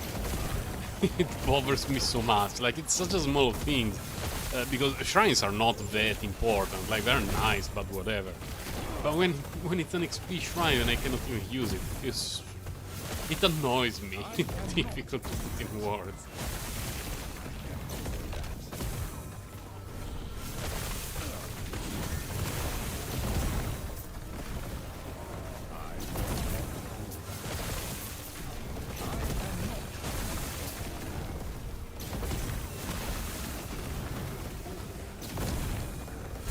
Are we done? Yes.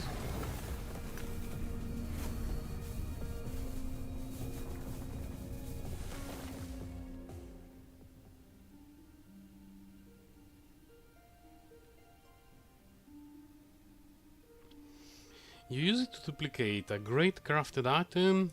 Use it on making legendary items in case... Oh, I see. I see. So, like, if you wanted to use the legendary potential on this, and you had a perfect exalted chest, you would duplicate the exalted chest to get other chances. That's a very interesting strat. I didn't think of that. Definitely makes sense. Because I'm starting to save some things that I may be interested in using as a base for the legendary potential craft, for the relic and the chest. I didn't think of duplicating them. I think it's probably early for me to do that, because I do not have any absolutely insane chest or relic or anything of the sort. But definitely something that I will need to keep under consideration if I get some absolutely busted base for crafting.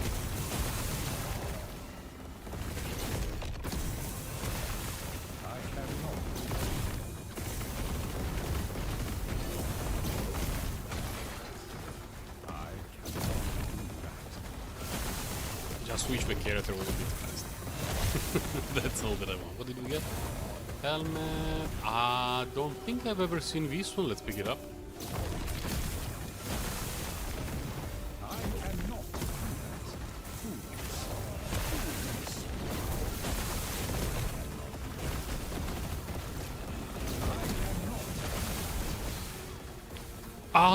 Excuse me?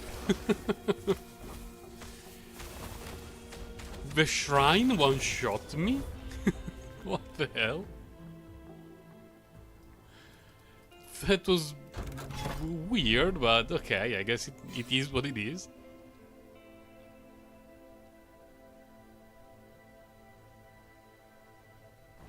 Wasn't paying a ton of attention, but I didn't feel that two shrines shooting in my direction while I'm fighting one exalted mage would be enough to kill me. But I was not moving around, so I guess I got hit by everything while I was a little bit low on hit points.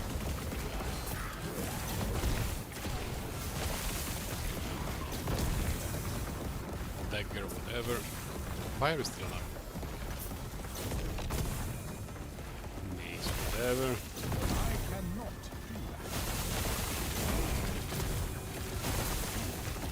I'm kinda curious about the Falconeer as well, but the Warlock, I mean, he is a caster. In every game that I've ever played, the casters were my most beloved characters, so when I saw we're going to get the Warlock maybe around January, more or less, I was so happy.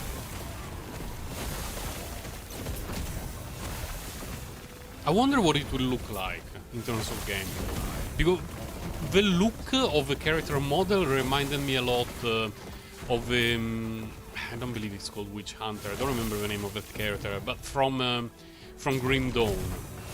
So I wonder, because traditionally warlocks are not exactly that kind of character.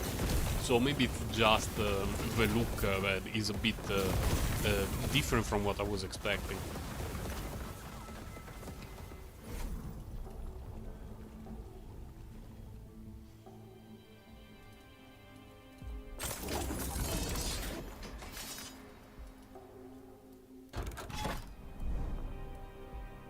Man, all the nodes are awful.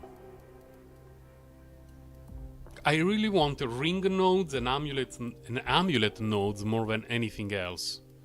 Other things don't care about them too much. Because in the chest I use the unique. In the relic I use the unique. Yeah. The helmet that I have is going to be difficult to improve. It has a dead stat, but whatever, it's not even the worst thing.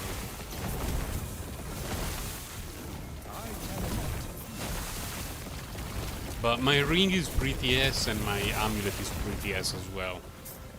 Actually, to be fair, my ring is good, but the base is not great. I wish it got the crit rate base. Because the base that I have right now has the fire resistance and fire damage. I do not need the fire resistance, and I already have a ton of fire damage from all sort of sources. So it's not particularly useful. I'm only using that ring because the subset that it rolled are very good. So if I could get something similar with the copper base, I would be very happy about it. Similar to the amulet. If I could get a similar amulet but with the crit base, it would be a nice improvement for me. Oh, no, no, no, no, no, no, no, no. No, no, no, no, no, no, no, no, no.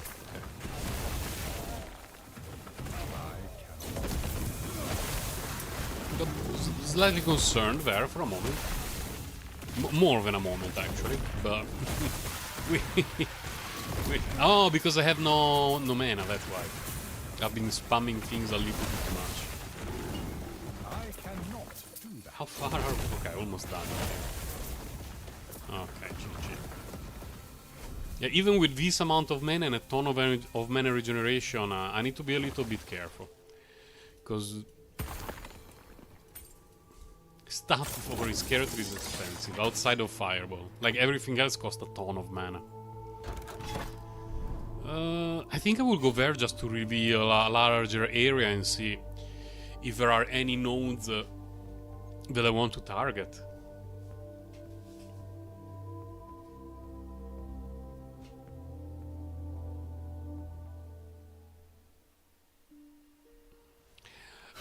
Those that like refresh or reroll the reward. If those, yes.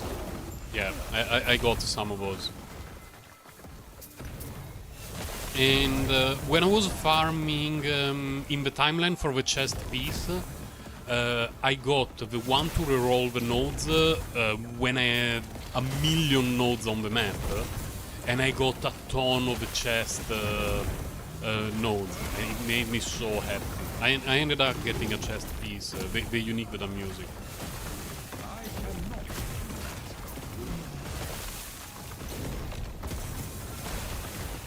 I wish they showed up more often, because they're very interesting. But at least it feels very special when it happens, so I like the idea.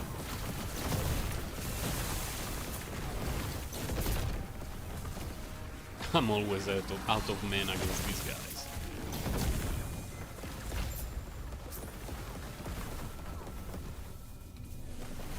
Nothing useful, let's go.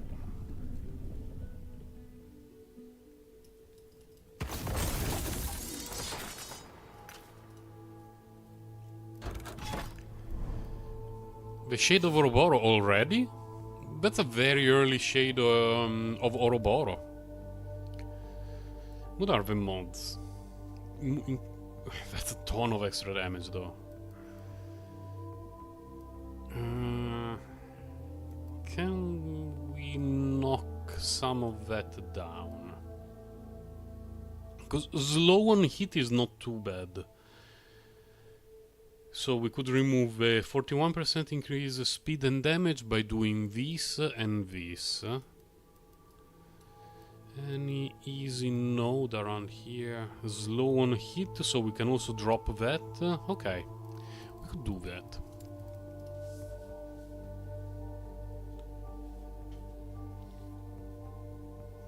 Doing an extra shade will should bring me above 400 corruption. I don't know if the loot table changes, but like difficulty should not increase too much.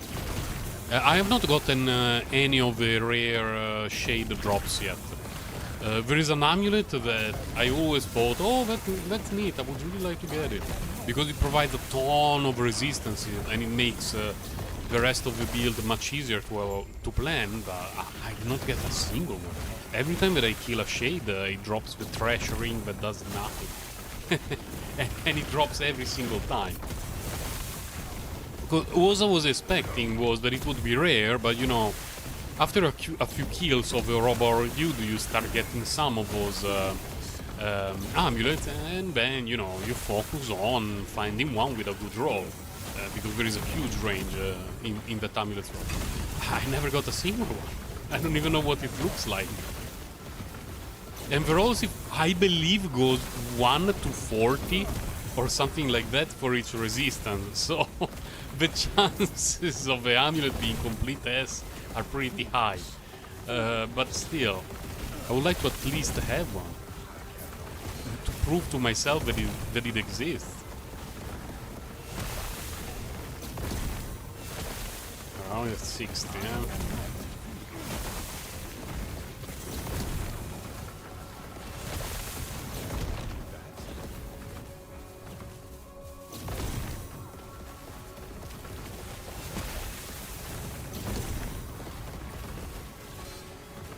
Ow, ow. Okay.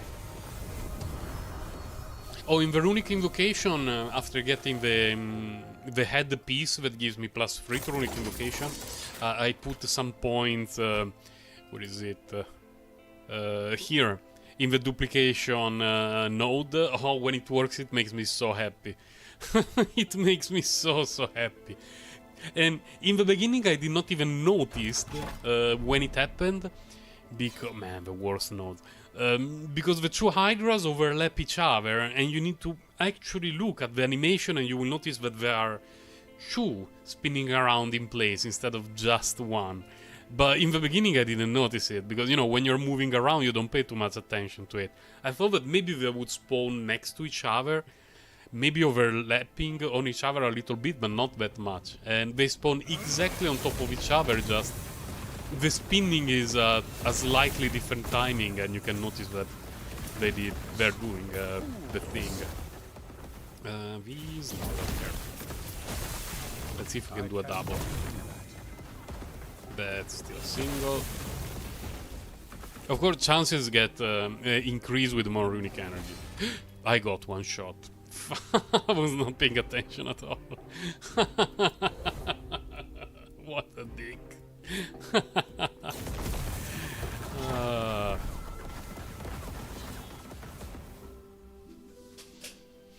fine. Anyway, I didn't care about the rewards. I only want to clear a few easy nodes that add a modifier that is not too obnoxious, so that the boss and the Shade of Ouroboros should be a little bit easier to handle.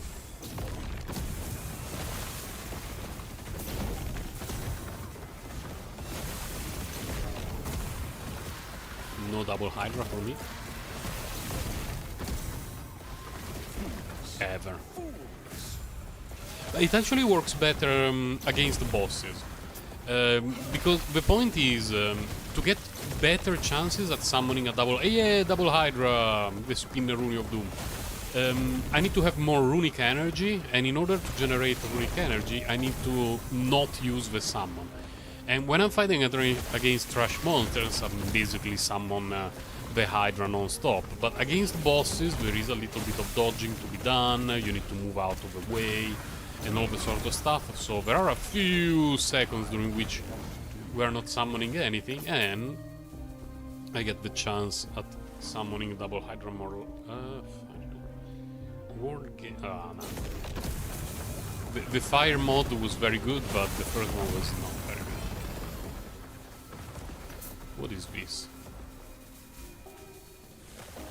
Critical strike multiplier, critical strike chance. Well, I guess I will pick it up. Helps this generation is not great. I want to have a quick look to see how it compares to the boots that I'm using right now. Because the main reason why I like these boots is because they have intelligence and critical strike avoidance. Here we still have a critical strike avoidance. I mean, there is a universe in which we generate intelligence here.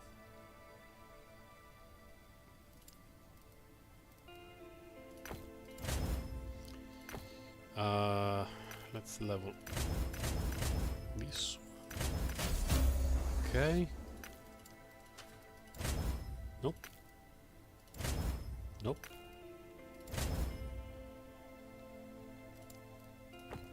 G. This one I definitely want to keep it. It activates my almonds quite a bit. And the other unique, I do not have it, so might as well keep it.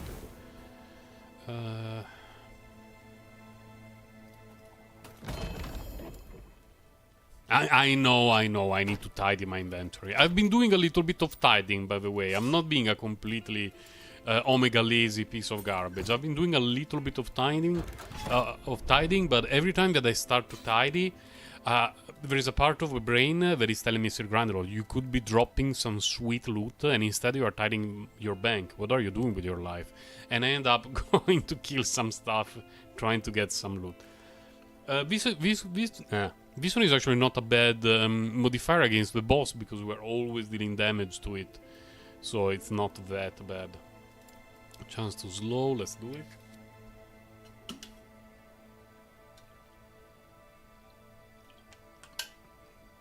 Basically, we're guaranteed to get slowed against the bosses, but it's better than, for me at least, it's better than having the boss deal 25% increased damage and 20 million critical damage and all the sort of stuff. Eviscerating. Oh.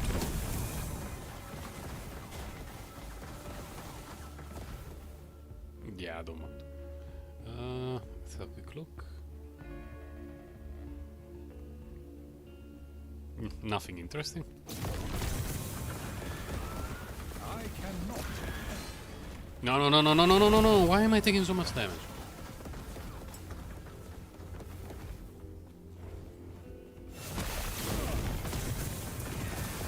I cannot. It's very easy to go full to zero in almost no time, even with a very decent amount of ward.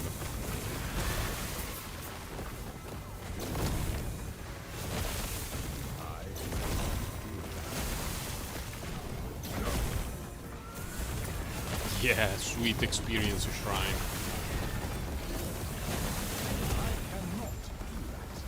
Dragon Staff of Venom. And the name looks great, but at least at the moment I'm not particularly inclined about using a two-handed staff. Good.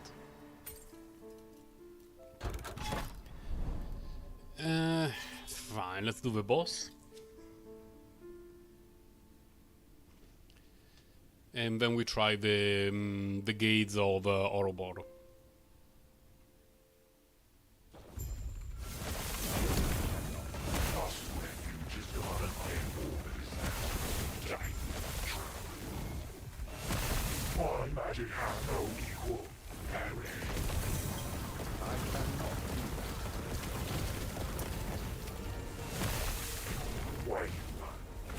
Why did I summon the teleport? I guess I misclicked.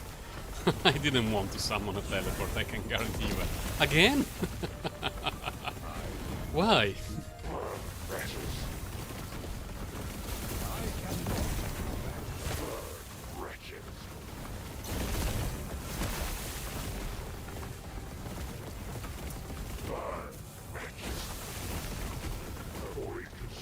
Okay.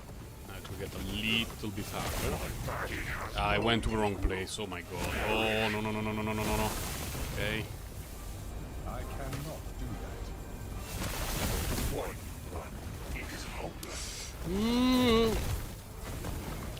No, no, no, no. Mistakes were made, mistakes were made.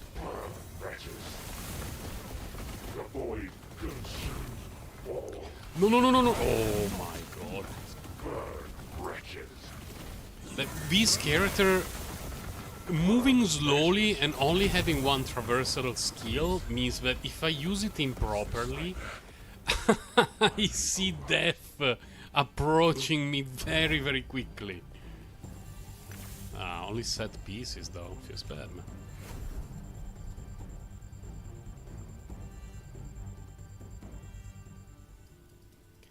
Then Ouroboros guy. Please don't one-shot me.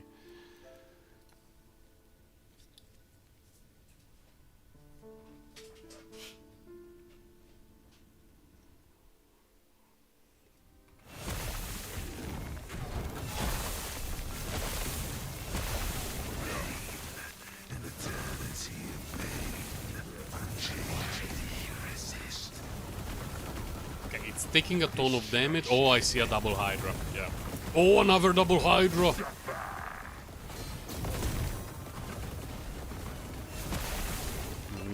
No, no, no.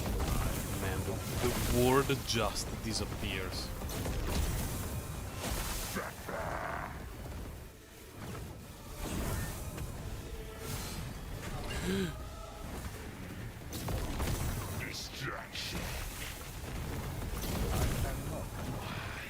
No double Hydra, just bad enough. Oh, okay. Let me guess, Trash Ring? It's always this one. Every single time I kill the Shade, I get that Trash Ring and nothing else. Or, you know, another trash thing that... Wait, what? Why am I here? Did the game crash?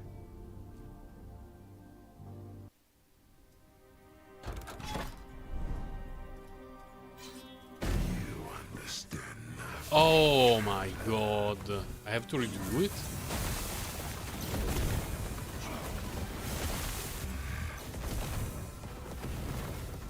Okay, dropped some garbage. So can we get the proper portal, the green one? Okay, thank you. Okay. We're at 403, let's go. First time that I make it past 400 corruption. Hopefully we get a better loot table, hopefully. Let's see, XP cache, let's go this way. At least we get something going in this direction. Oh, I should change a thing. I cannot do it right now yet. The sound will go out for a moment because I need to do some shenanigans in what is it called? on YouTube for a moment. I cannot change it right now. Oh, never mind then. Because I set up the stream saying that I'm playing Honkai Star Rail, but now that I changed the game, because I left YouTube, you know, the stream page, it's a bit difficult to change everything. I don't want to waste time, whatever. People will log in and think, what the hell, this Honkai Star Rail looks different from usual. And they will be bamboozled and unsubscribe. It happens. Like, oh no, Sir Grandelot is fake news. So far I don't feel much difference. Like difficulty... What the hell is avoid kills the sorcerer? Are you going to one-shot me as I said that it didn't feel much harder? Okay. Fire damage 0 for 11. Okay, that's usable. No, no, no, no, no! What's that? Okay. Just noticed something on the map that I would have left behind otherwise. My god, the misclicks. I want to check because I have an idol that looks very, very similar to this, but I need to check the rolls. 1123? Okay, you can go. You are not worthy of existing. I'm sorry, but... dodge rating is so bad for me. What the hell are you? Why are you even in my inventory? How dare you take up space in my backpack? You unworthy piece of garbage. Let's see. Anything interesting opening up? Not yet. I'd rather go this way, I guess.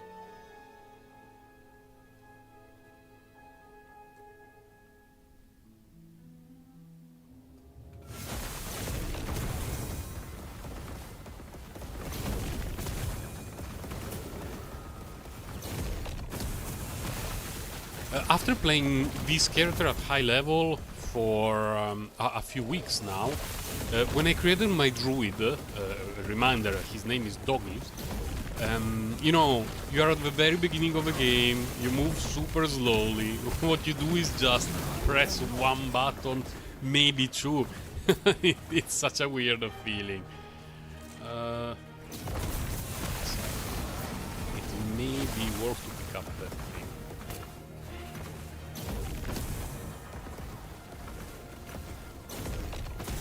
But you know, there is no way around it. Every hack and slash game, the very beginning experience is far different from what you can get in the late game.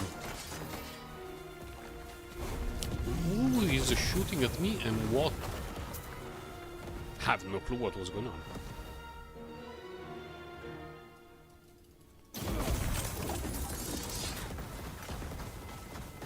Nope.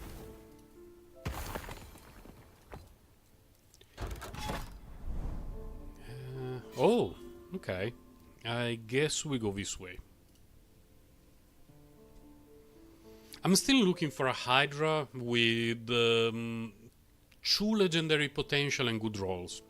Because at the moment, I believe I have one with 2 legendary potential, but the rolls are extremely bad. And I have one with decent rolls, but only 1 legendary potential. So... considering that at the moment I'm not having a particularly hard time, and the rolls on the Hydra are not what makes it difficult occasionally, no. I will not be rushing any crafting on my Hydra pieces. Just wait for the good one.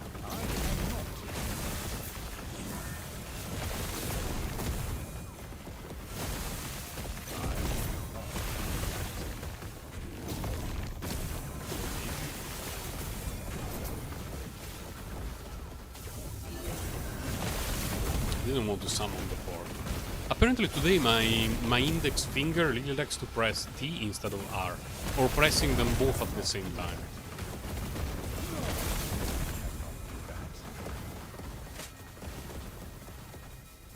I cannot. Anything around here? Let's go.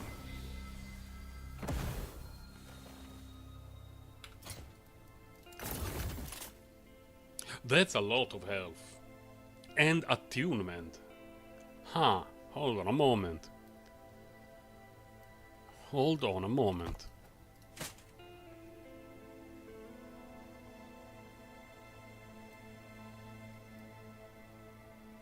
Man, there is a universe. There is a universe in which... Well, this one goes by itself. That's guaranteed that we're going to do it. This one is... It only used one forging potential, so that's already good. There is a universe in which we get intelligence?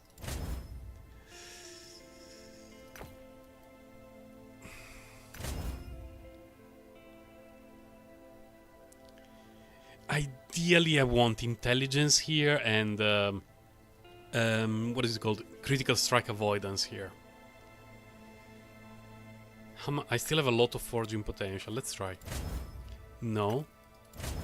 No, please, intelligence. Intelligence? No, not strength. And we run out of forging potential. Fuck. But for characters that scale with... I mean... I'm definitely keeping these. They have potential. Not for this character.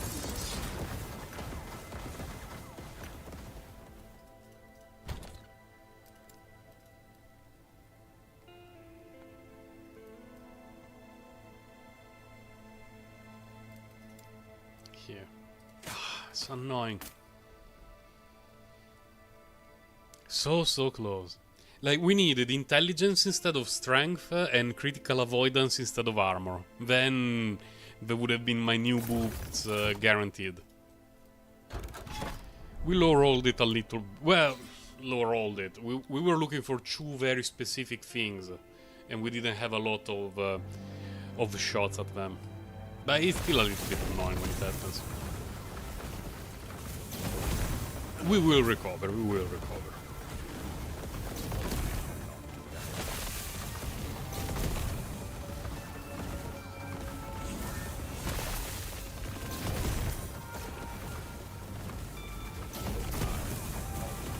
Double high roll. Every now and then I think that I should be respecting one of those nodes that give, you know, guaranteed damage, and get the last node that gives a chance at summoning a double Hydra, just because when it happens, it clears the screen.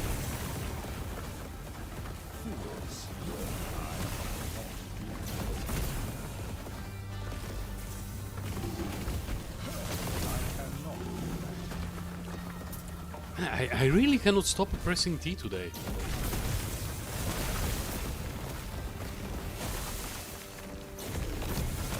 I blame it on the bad night of sleep caused by our daughter.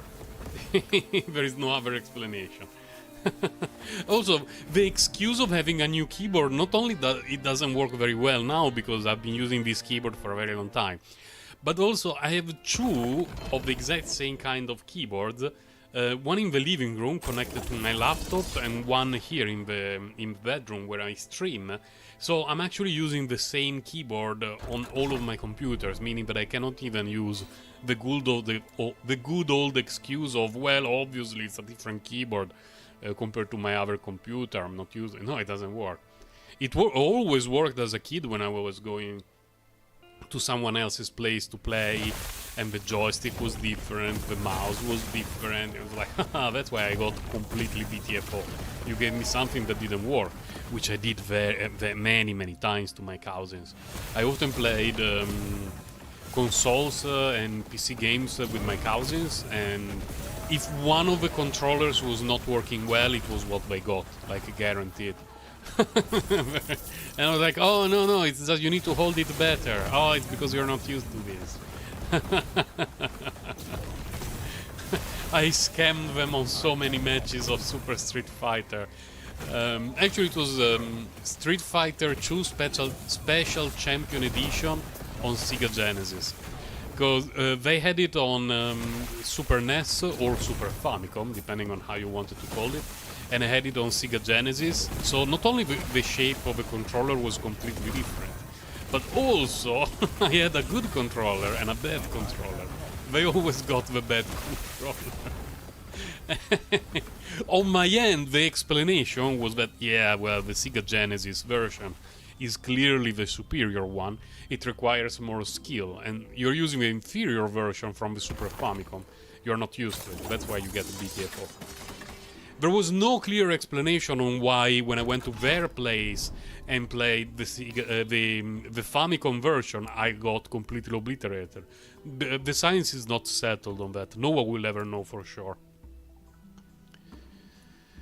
Fine, let's go this direction. Like, I'm in a situation where if I do not find a way to cap poison resistance, I cannot really do the light harbor at higher difficulties because I get obliterated by the boss. And until I can do the light harbor at high difficulty, I don't really have a use for cash. Which is, for the most part, a dead resource in this game until you find a way to farm, to consistently farm the light harbor boss, which is something I cannot do right now. At higher difficulty. There are 4 difficulties. 1 and 2, well, 1 is very simple. 2 I managed to clear it. 3 I cannot make it past the last boss. And if you don't make it past the last boss, then there is absolutely no point in doing the light harbor. Because all the rewards are after that. It's not like, you know, the Monoliths that, sure, even if you cannot farm the Shade of Ouroboros because it's too difficult, or the timeline boss, you still get the reward. No, in the light harbor, if you can find the final boss, it's a waste of time. Everything is there.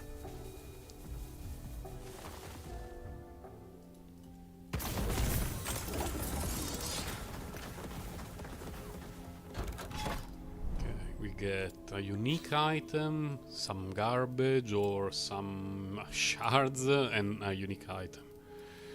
We started there, so either direction is fine. Either direction is fine. Let's go this way.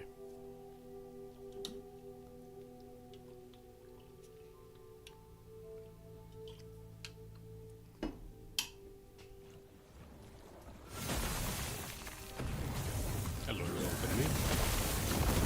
exalted mage. Oh, exiled mage, not exalted. What the hell? I've always called them exalted mages. Exalted are the items, the mages are exiled. Too many games over the course of my life. The names start to overlap and overwrite each other. I just cannot remember everything. Like, mechanically speaking, I remember things, but the naming conventions eventually just fade from my brain. What are we doing here? Oh, we need to lure out an ambush. There is the ambush.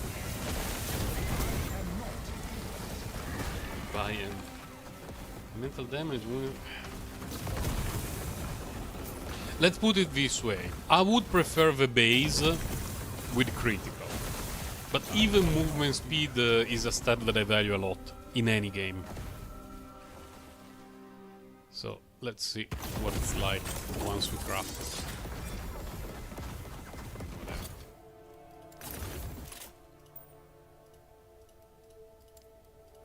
No, not that. What the hell? Here. Critical strike chance pretty decent. With high tier elemental damage. 56 against 45. We miss intelligence though. But everything is pretty solid otherwise.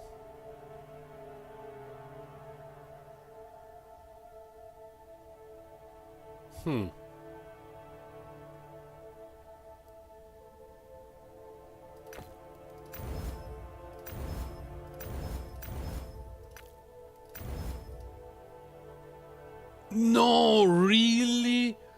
You scammed me on the forging potential? It's still good, just... could have been better. Which way do we even go now?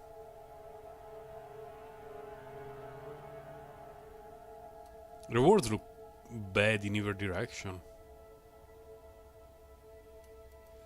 Guess we get key, and then we see what the future has for us. What are the modifiers? Modifiers are pretty insane, so we are not going to fight the boss right now. We wait a bit, we let some garbage expire.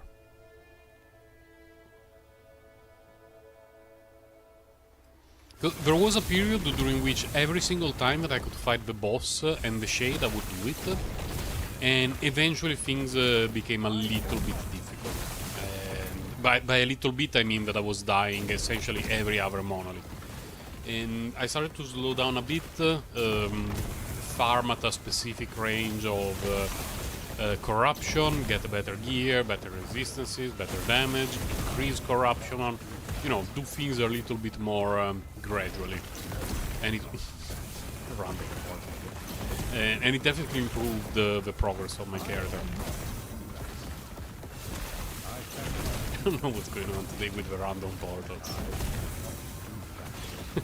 Should I remove the T key from my keyboard today? Like because I already removed the Windows the key, the one that brings up the Windows menu, because it's just a no.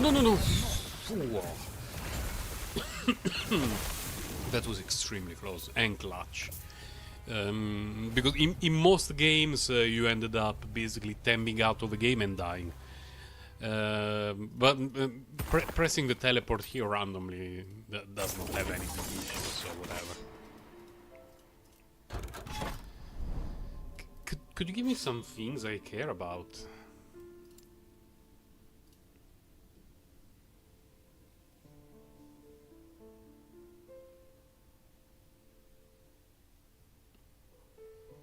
I enjoy the grinding process itself, just if I could also get the rewards I'm looking forward to at the end of the map, it would be even better. And here, the moment I turned left, for the first time, I was reminded that that's a dead end. It's good, it's progress. But I'm not familiar yet with most of the map designs, but every now and then I remember things.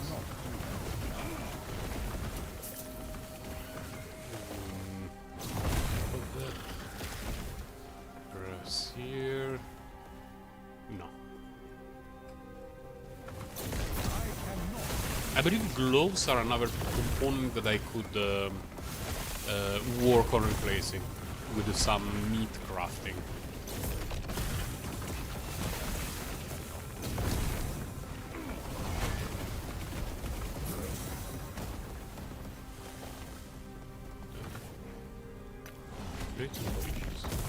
Oh, rogue mana efficiency.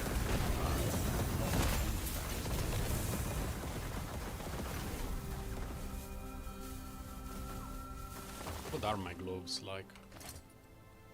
Attunement, intelligence, endurance, strike avoidance. Yeah, basically, if I could find something that is not endurance, but that is a resistance that I want, then it would be a nice improvement for me. And this one is questionable. Not bad, but questionable. Like, if I could have the same stats with a different base, I would be happy. And the belt is sweet. So, the belt, I got it over the weekend. I was pretty happy about crafting that.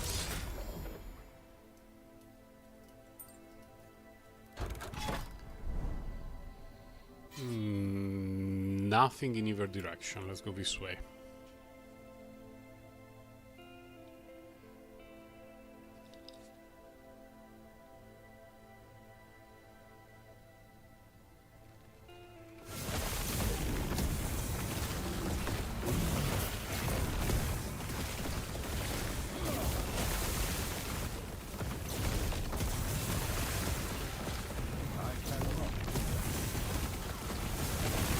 Based double Hydra. It feels like cheating. Definitely feels like cheating. What are we doing here? Oh, the ambush again. What's that? Clip of despair. Fine. What's here? A piece of trash. That one is garbage. I could filter out things a little bit better, but at the moment my loot filter is already very aggressive. There is a ton of loot that is hidden from a loot filter. So I would rather not leave absolutely everything on the ground and keep an eye if there is anything that could be useful for different build, different shenanigans. Why are you so tanky, Broodkeeper?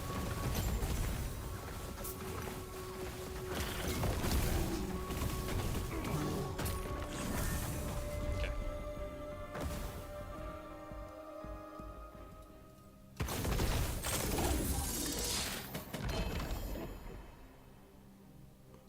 Nothing useful. I'm feeling so scammed by the reward nodes. I don't know why, but I got this feeling that I'm being slightly scammed by the reward nodes. I think I will try to do the boss after this, but some of the mods are extremely painful. I think I will just get insta-gifted by the boss and we proceed with our life.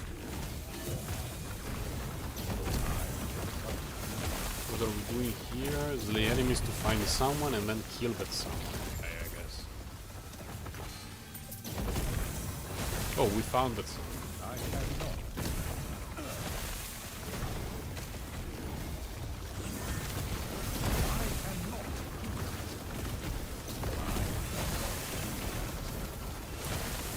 No, no, no, no, no.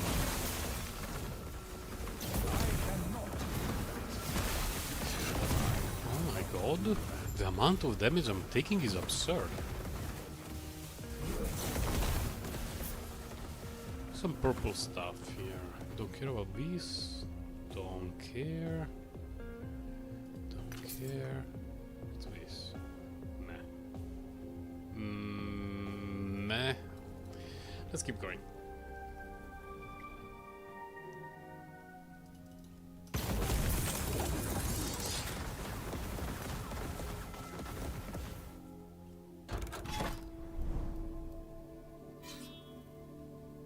Where are all the rewards? I'm kinda destined to go there, considering how bad the rewards here are. But the point is that this kind of vessel, for me, is very, very good when you have cleared a ton of nodes, so that you reroll all the nodes adjacent to what you have already cleared, and you get a chance of instantly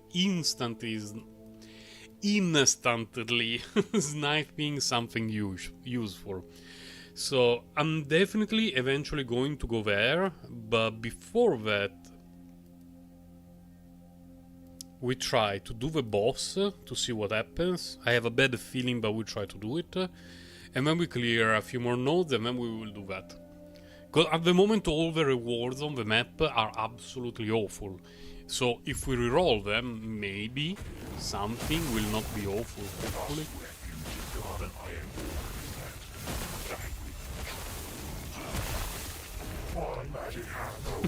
Random transport again. You know, we put it there just to let the boss know that he needs to be ready. To what? I don't know, but he needs to be ready.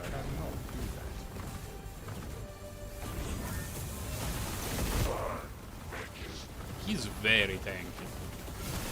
The void consumes all.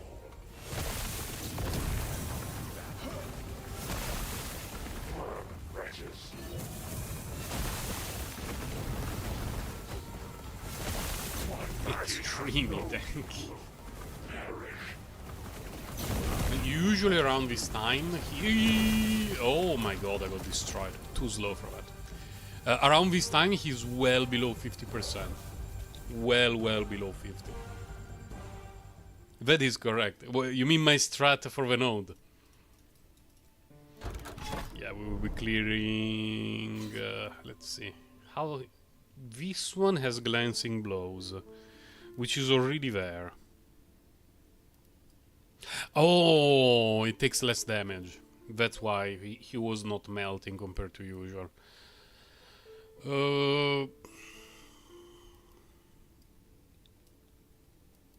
Let's clear this one.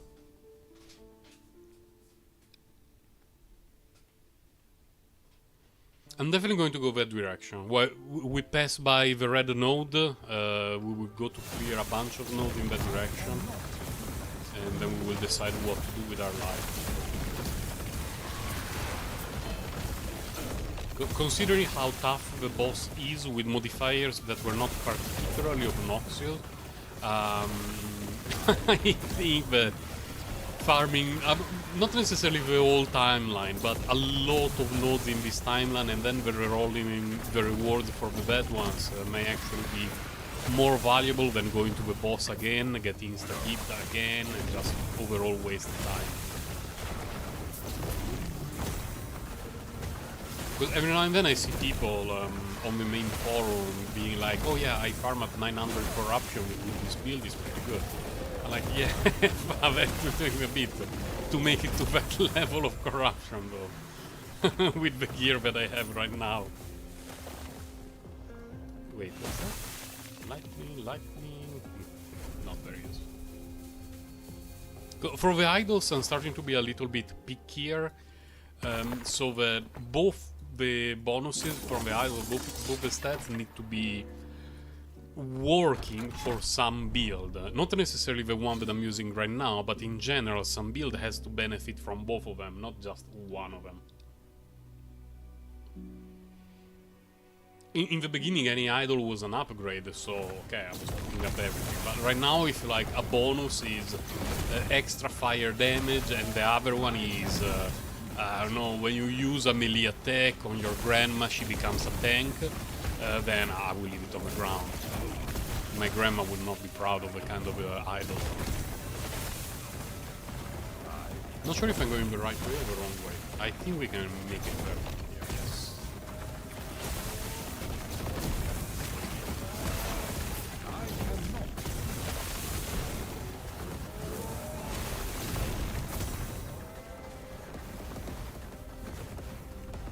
A little bit lost.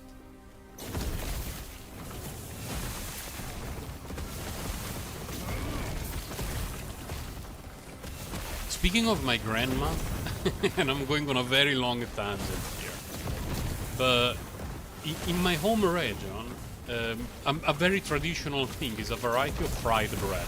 Now, going through the name and the whole thing, it will be too difficult to explain, but the gist of it is basically a fried bread that you then fill with stuff and you eat it and it's great. And the one that my grandma always prepared for me when I was a kid and we went to visit her had a very unique smell that my mom had never managed to recreate and that I have never felt again ever. Until recently, I found out the secret. So not only my grandma was using the super old recipe which mixed the flour with the pork fat instead of oil, but in addition to that, the variety of oil she was using was peanut oil for frying, which is something that my mom never used. She didn't like it. And just recently I started to prepare things at home using peanut butter. Let's pick that up. And I noticed that when I prepare pizza in a cast iron pan and I use peanut oil, sorry, not peanut butter, peanut oil at the bottom of the pan to avoid having things stick, it recreates that same smell. Man, it made me so happy. So happy. I even prepared that kind of bread to my little daughter and she liked it a lot. I think my grandma would have been proud if she could see it. But it's true that the smell and taste are things that really remind us of things almost instantly. And that the smell of fried bread that my grandma prepared was so unique. And no restaurant I've ever been to and no other relative has managed to recreate it until I completely randomly found out the combination of things that my grandma was using. Now, there are differences, of course. The stuff that my grandma prepared was better, and the peanut oil she was using was not exactly the same because we're talking about 30 plus years ago, but very, very similar and made me so happy. It's almost like the very first time that I prepared a dish. I left something back there. I need to check what it is. for my brother, and I like cooking. I've always liked cooking, not just for myself, but for everyone in the family. And the first time that I cooked for my brother, I didn't tell him that I cooked because I prepared stuff before he came back home, and he thought that it was from my mom. I was so proud that day, so proud. No, no, everything is bad. Everything is pretty bad. Let's move on. Let's move on.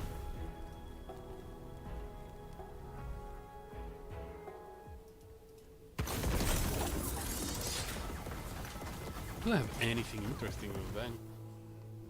Spell damage, mana, increase spell damage. Oh. Well, this one we can definitely give it a try. Spell damage, cast speed, mana cost. Spell damage, mana cost.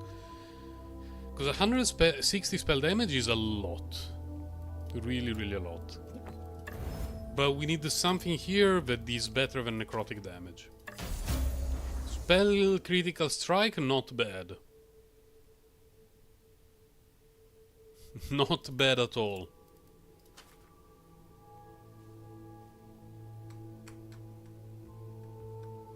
What does bind do? Blind halves critical strike chance and causes enemies to aim erratically. You do this with a chance that they will hit you, especially at range. So blind, actually, I don't mind it. Okay, we managed to max that one. I don't mind the chance to blind, but I do not like chance to ignite. I don't care about freeze rate multiplier. We are stuck with that.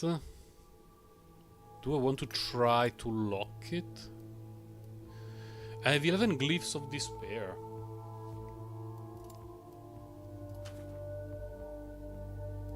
I think I try to lock it. Yeah. We didn't lock it, no forging potential. 121 increase the spell critical strike chance. I mean 6/6 and change. Ah, it's a bit worse. A tiny bit worse. Just a tiny bit. Pity. Close, but not good enough. This one, no, I think we just recycle it. Change.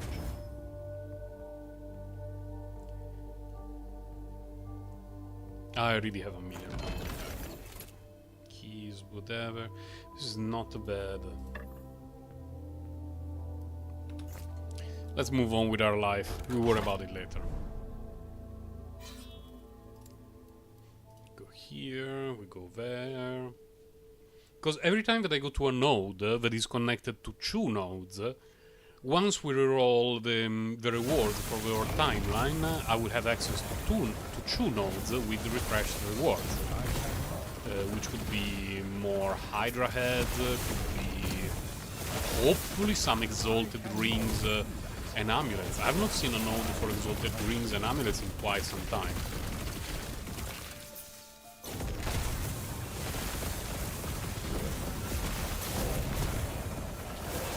Now that I think about it, I've not seen an exalted node of things that I care about in an extremely long time. What the hell, game?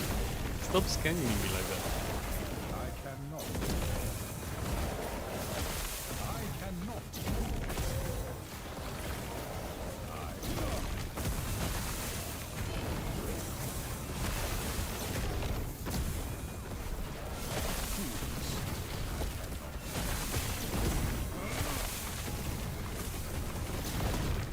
I don't know if you still have the chance to write in the chat, Jarek, since you're at work, but I noticed that during the last week or so, there have been a couple of patches, like very small updates for last Epoch. Did they fix the insane loading screen for online play, or is it still a thing that is happening?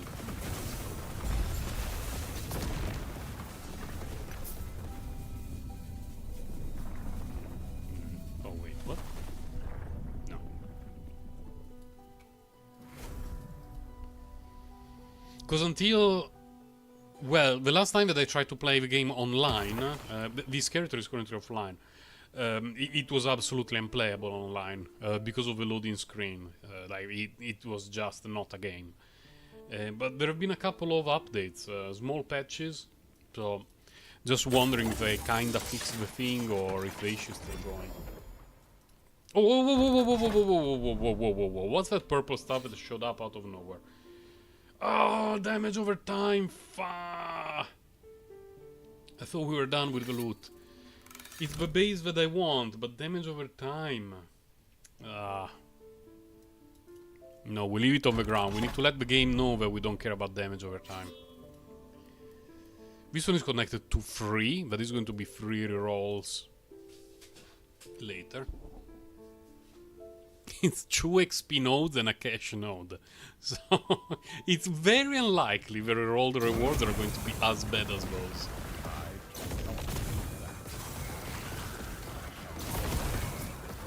I wish we could zoom out the camera a little bit more. Just a little bit. Like 15-20% more than this. An amulet. Boots, whatever. I mean, I'm always into looking for better boots, but those in particular as a base didn't look particularly interesting, considering that it had minion evasion rating. Like, what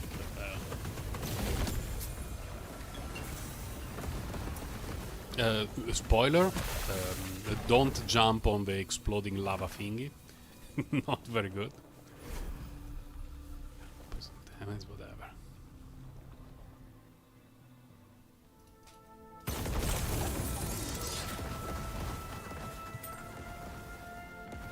Large idol of fire. Increase fire damage, cast speed while I have lightning stuff. Okay. Here we have a node that we want to get. We have an Ouroboros guy.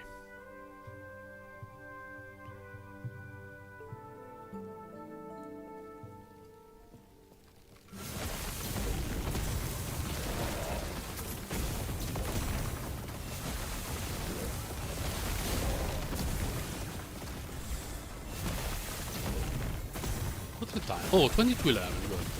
Can still do quite a bit of grinding. A thing that I noticed is that pretty consistently the daily amount of stuff to do in Honkai Rail, unless there is a special event like the Ethereum Wars, is about 1 hour per day. About. Unless the thing is literally just, oh, I have 120 energy, let's do 3 cover relic runs, in which case it's like 5 minutes. But on an average day of things like Simulated Universe Reset or Memory of Chaos Reset, you know, that kind of stuff, it's about 1 hour of gameplay, which is good. It's nice to have that time frame of reference, especially when I want to plan streams that include more than one game. The annoying thing about the Memory of Chaos Reset is having to go through floors 1 to, I would say 8 now. Anything below 9 poses no challenge whatsoever. Every time that I drop an idol with the volcanic orb buff, bonus, whatever, I want to play that build. Just because the animation is so cool. But... oh, what's this?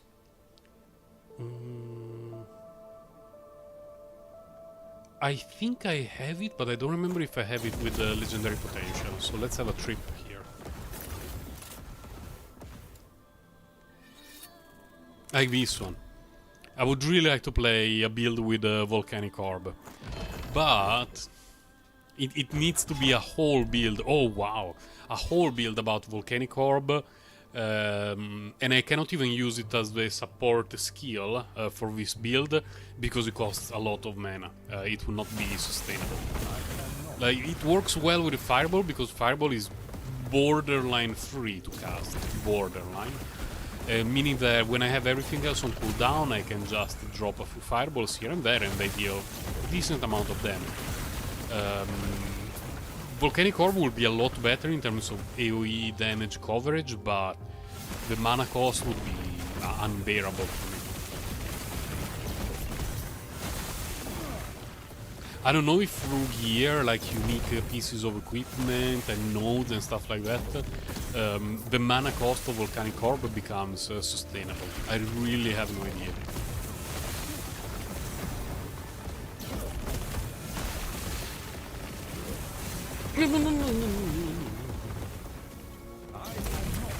Hey.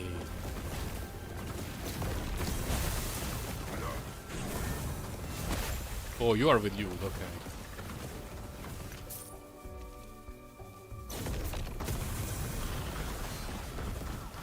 Wait, what's the purple? Oh, come on! I was hovering the thing. But the purple bonus was a bit down the line, so I'm pretty sure it was not something we care about too much. Let's get another one. The only thing about I care about would be a Hydra with high rolls and 2 legendary potential. That would definitely activate my almonds. It would push me into looking after the whole crafting for the legendary potential thing.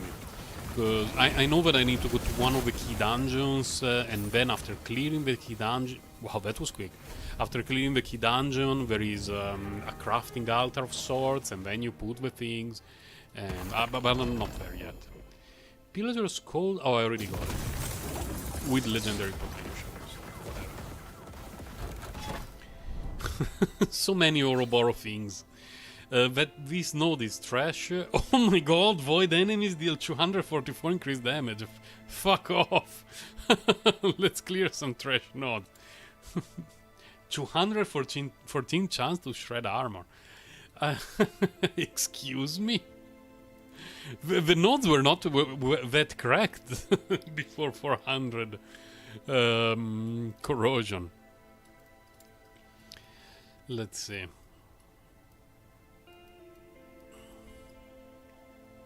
And here there is a bunch of stuff I really don't care about. Let's clear stuff here, I guess. Open up more nodes. As I have a sip of tea.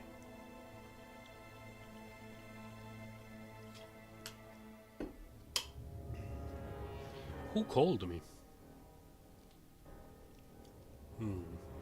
I got a missed phone call. Give me a second. Let me look it up on YouTube, because according to my phone filter it was a suspected spam call.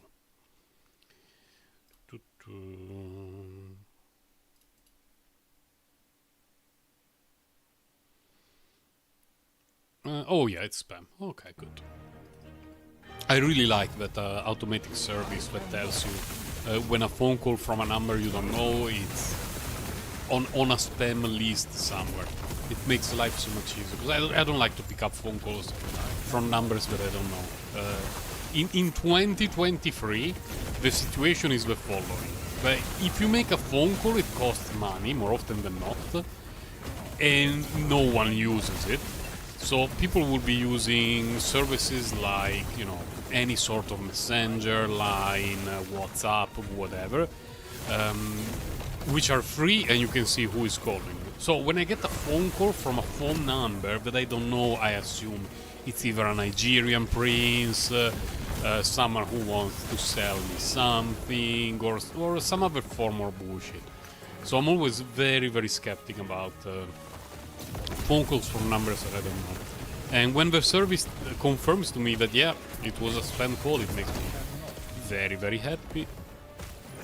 Why I cannot press fireball? Am I lagging? I could not press the buttons. I don't know what happened.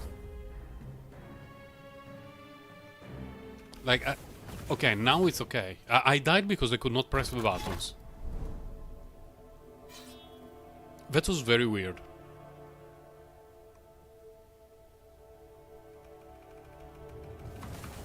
Okay, let's try again, I guess.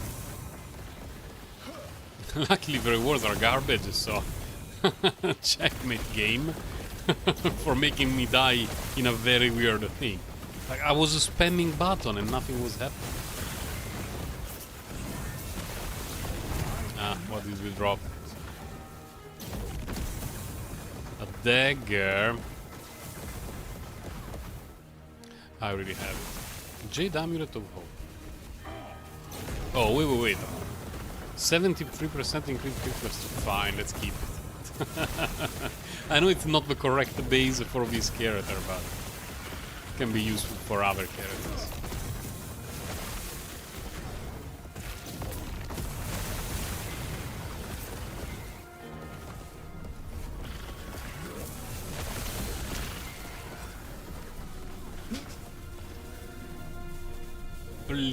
Oh my god, just from the name that one could have been interesting. And I got insta-gift.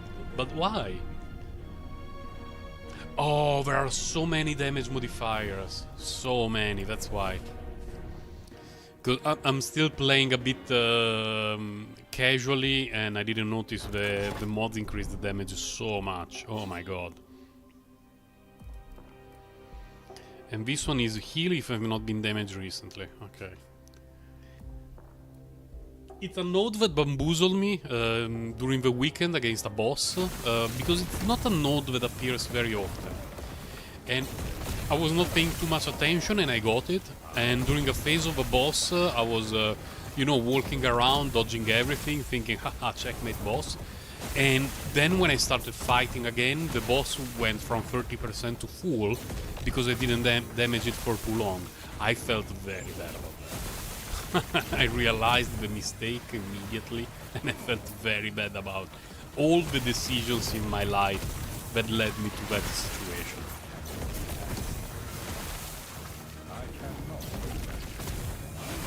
Let's try not to get one shot if possible.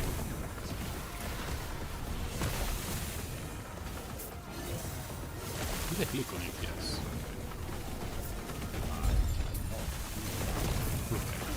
That was a lot easier compared to the previous one.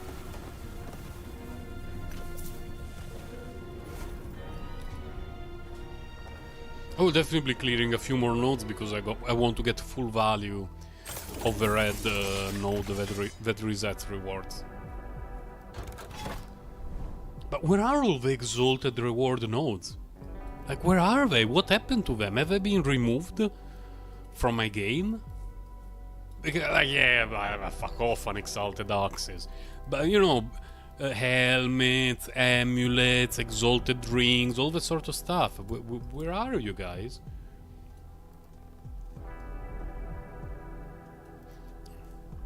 Let's go here, because we gain access to free nodes.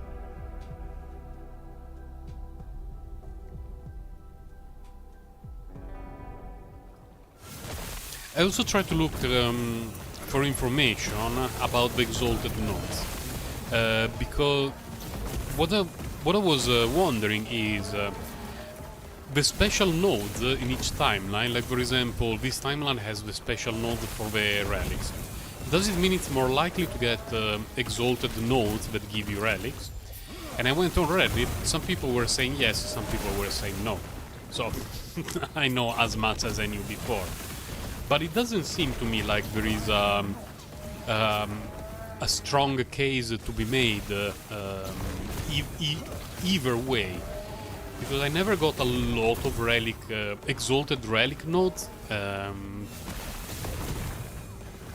made me think that they are more likely to appear in this kind of timeline. But who knows? My sample size is not that huge because relic nodes do not appear that often.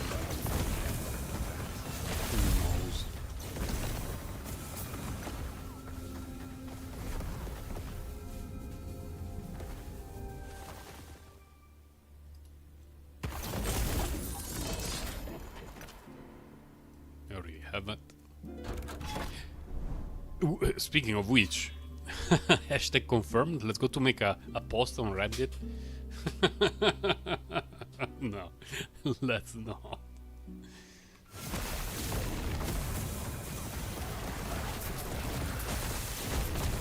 What's the mission here? Find the guy, slay the guy. Okay. Cleansing blow, healing, take less damage, and 79% increase damage. Okay. Not really okay, but I mean the problem with clearing a lot of nodes for the rewards is that The multipliers stack up quite significantly.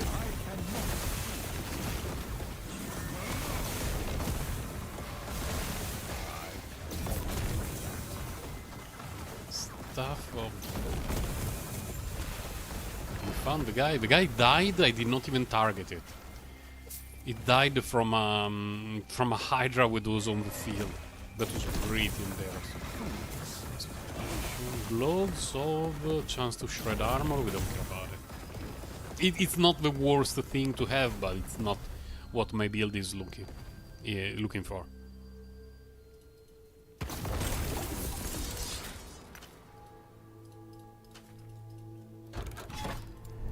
Clear that one.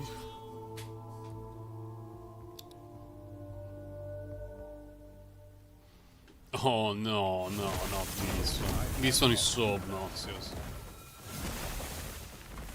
Oh! Wait. What? They drilled my brain! Those tiny beholders. What the hell?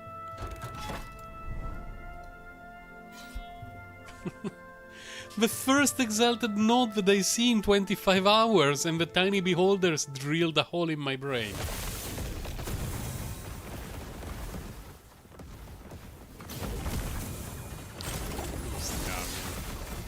The boots of a turtle. You really want me to pick up the boot? Intelligence and attunement? Oh my god! Yes, please. Oh, please don't be Garbo. Please.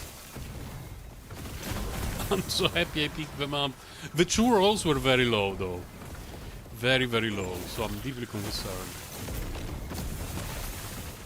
Don't even know what the rest of the stats are. Cause it's speed, I mean it's boots. So the substats that I would like to have are attunement, intelligence, critical avoidance. The last one can be borderline any. There are some that I would prefer, but it's not as important.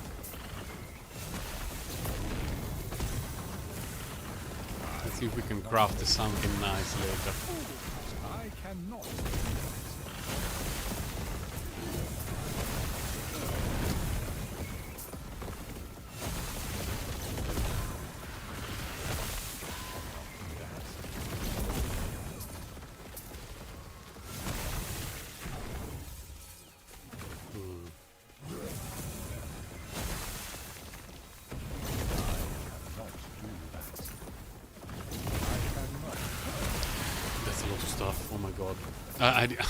I was checking my amount of mana and hit point, and I looked down just for a moment. I didn't notice I was walking into 25 million cursed bats.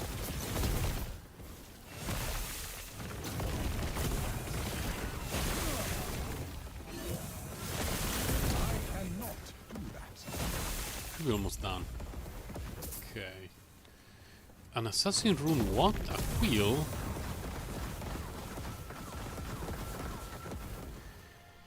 Increase critical strike chance, mana regeneration, endurance.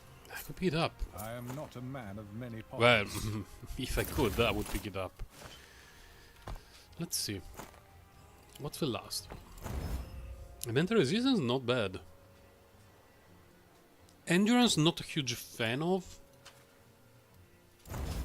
Health, I like it.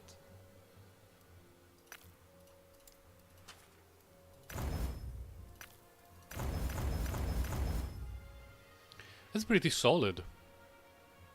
Because eventually I need to have a relic to use for legendary potential with that. Here I would be, of course, incredibly happy with the critical strike chance, but increased mana regeneration is very good for my build. 20% all elemental resistance is pretty solid. 74 health is not even the worst thing, so I'm actually pretty okay with that. This one... Oh my god. Armor. Armor.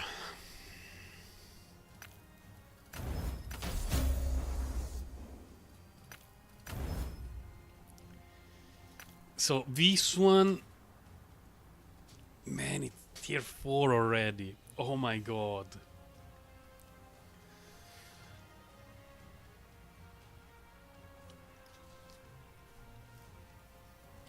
Critical avoidance. Elemental resistance.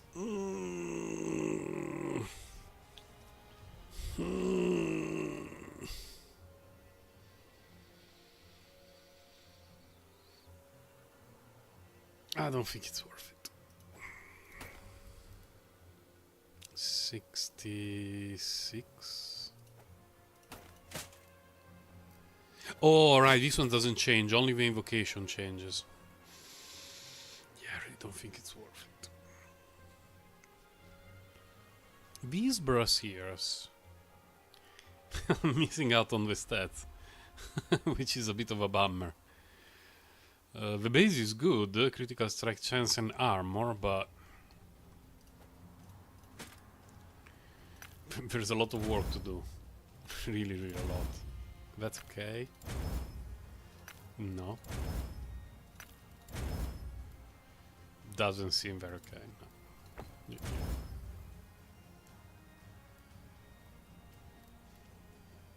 Yeah. The Hydra would definitely be doing more damage. Thanks to extra 8 attunement. But we give up too much defensive, too many defensive layers with this. So it's going to be a skipperoonie. For now. Let's save it though. I definitely want to save this one here, because I believe it's my second decent relic, right? Yeah. This one is also reasonable for infusion. You know, the legendary thing. It's not that bad. These boots are not bad. They can stay here. This one can stay here. This one can stay here. This one can stay here. General keys. Why are you here? 6 mana, 7 health. I picked up by mistake. Okay.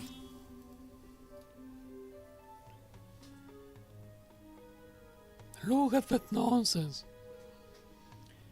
Game do be getting harder. It do be getting harder.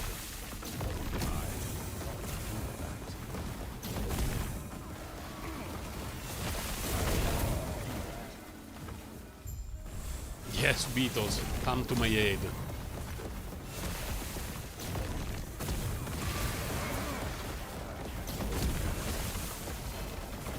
I think that I'm really hoping to have the time to start working with this week is Dark Age of Camelot. I wouldn't call it necessarily farewell video, but something to commemorate the game. Because I realized that I no longer play it, I just log in once every couple of months to see my characters and walk around a little bit. And making a video about that is going to take a very long time, especially for the editing. To see if this week I may have time to do it. It will make me very happy. If I don't get 2 BTFO by work and my daughter. Because as I mentioned earlier, my wife is going on a business trip for a few days and I will be home by myself taking care of our little daughter, so I may not have I may either have a lot of time to do stuff that I want or no time to do stuff that I want. There is no in between. We have to wait and see how things develop.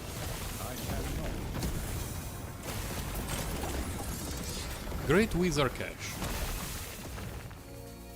Scepter. Don't care about any boss.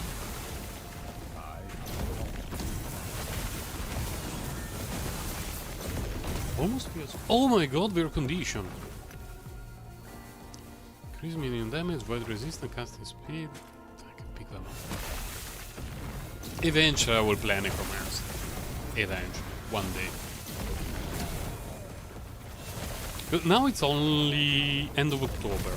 And the update with the Warlock should be in January, meaning that with a bit of luck I should be able to test out quite a few characters before the proper release of a game in February, and the release of a Warlock, which is a class I'm really looking forward to around January.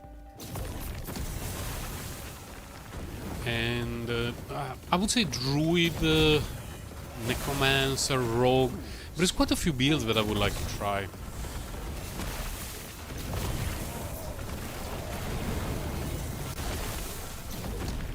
And in theory it should be easier, because, you know, I know the game a bit now. When I started the Rune Master, I was starting from scratch, and I have some stuff already. Oh my god, I walked into that completely. Will I be rewarded for that? That's S, that's garbage, that's S. We didn't get rewarded for our mistake.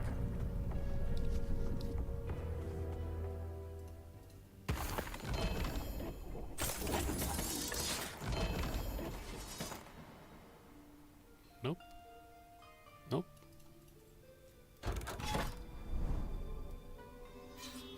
What are the mods? The heal chance. Okay. Not particularly obnoxious, so I should be able to clear that. Let's see.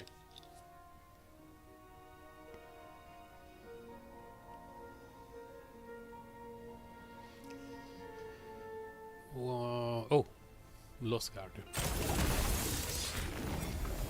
Plate of Remedy, yeah. Plate is going to be very difficult to replace because I'm using a unique. The bumping damage from the previous chest that I was using, which was very good, a very good exalted chest, to the unique that I'm using that scales with the intelligence and attunement, was very significant. I'm not going back to an exalted chest anytime soon.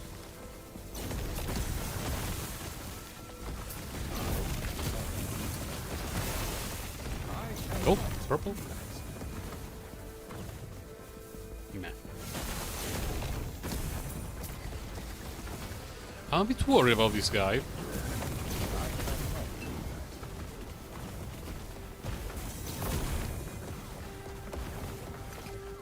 What did you drop?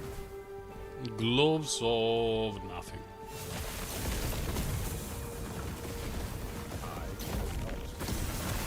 So far I never got stuff from those mages that like was Omega game ending amazing. It was always, it's nice, but I already have something better. I don't know if her loot table improves significantly at higher corrosion levels, but they dropped some stuff that was amazing as I was leveling up, but after that stage dropped off quite significantly. Keeper's Gloves, free legendary potential, but it's absolute S. Fine. Eventually I will do the B build. The B build. And legendary potential free is probably as good as I can get, realistically. It's a box of Hydra, 1 legendary potential, 1 runic invocation, I do not even pick it up. That is going to be the first box of Hydra that I actually leave on the ground just because it low rolled everything. Pretty much everything. I'm sorry, box of Hydra. We were not meant to be. You were not. Let's see.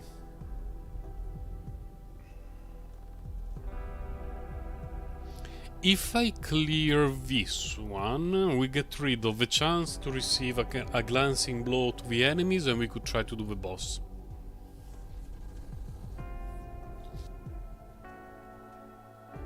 Is it worth it? Probably not. Probably. But, yeah. Why not? The one we need to skip is the Shade of Ouroboros, because that would reset the timeline, and it's not an option right now. Man, I need to go to turn off air condition after this map. I set up the air condition because we slept without air condition. The temperature has become very nice now during the day and during the night. And now the air condition decided that I want to live in Siberia. It's not wrong. I would really like to live in the very north of the US, Europe, you know, any very cold place, because I really like cold weather. But not right now while I'm sitting on the computer streaming. I'm kinda freezing my balls. So after this map I will need to go find the remote, turn off the air condition, and then I will be back grinding. The remote, by the way, is behind me somewhere on the bed. I just need to find it. Shouldn't be a particularly difficult task to accomplish, in theory.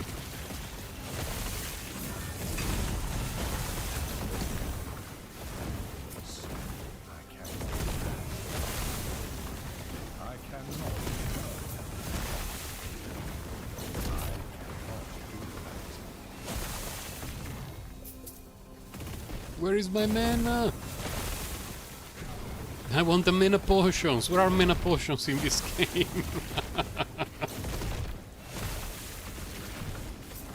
This is probably the first hack and slash game I've ever played without mana potions.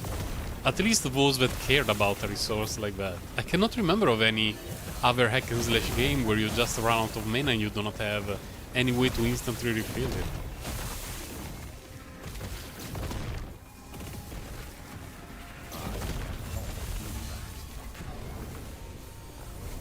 Here I take everything. Now, before I get a cold, I will find the remote for the condition. Oh, I see it. I see it.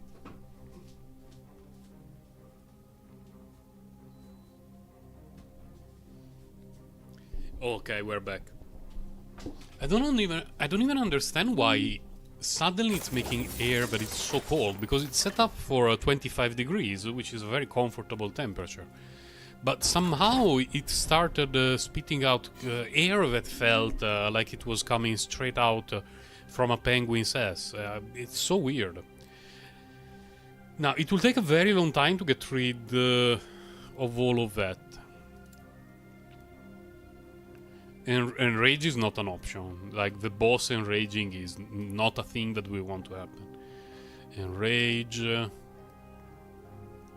insane amount of extra damage. Deadly if not damage. For how many rounds? 4. You know what? Let's try it. Just for the lulz.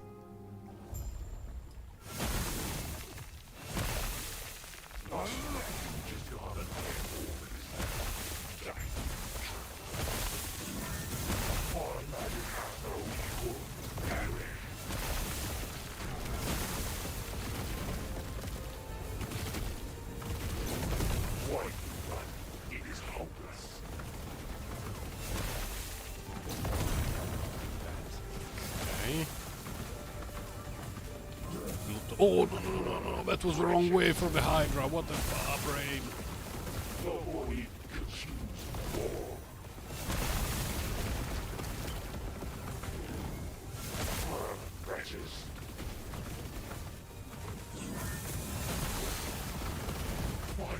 Double Hydra, that was a lot of damage. Nice.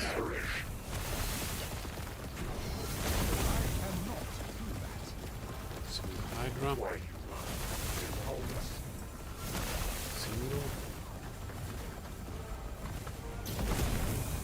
Double Hydra. Go, double Hydra, please. Another double Hydra. Oh my god, the high roll of the gods. Let's go.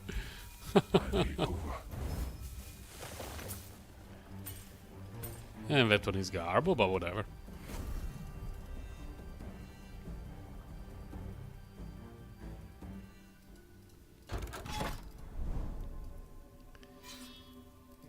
Okay, I guess we keep going.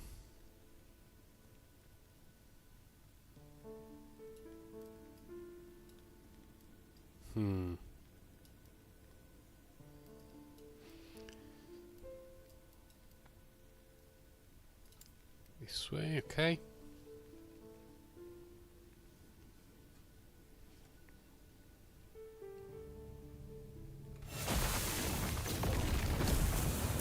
Leave a patrolling Husker.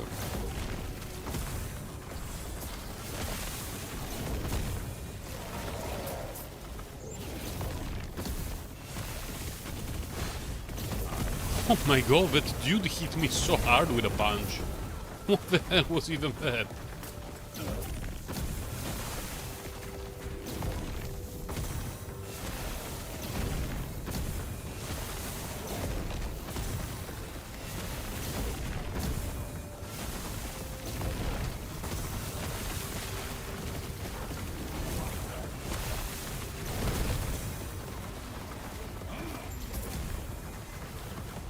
Copper amulet? Oh my god, the base is the worst. It has two stats that I really want, but the base is the worst. It doesn't work for my build.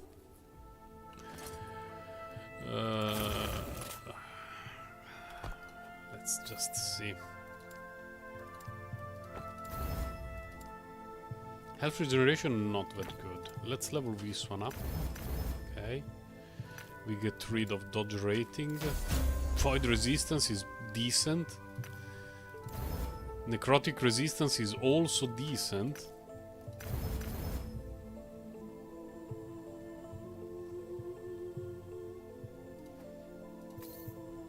Just out of curiosity. 66? 71, yeah. It's a damage increase. But I believe it comes with a problem with the resistances, yes. Because I get a lot of cold resistance here, and because of that I didn't get it on other pieces of equipment. So I need to find a source of cold resistance somewhere, and then I can start using this, which is nice. I have a lot of void resistance, which is overcapped everywhere right now. Little bit of a bummer.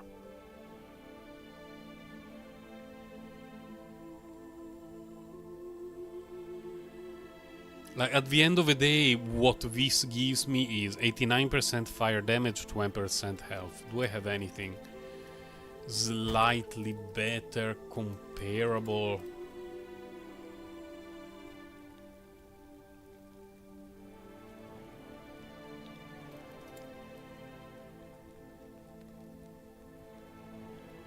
Fire damage, health, mana regeneration, dodge rating. Oh, fuck.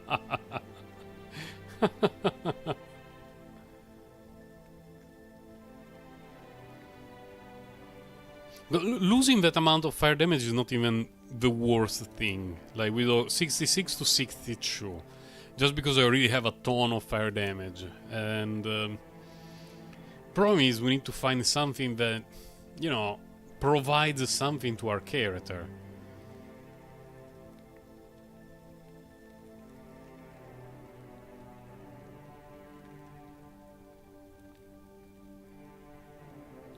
Looks nice, just physical resistance is really useless for us. Do we try to craft this one? See if we high roll it like crazy.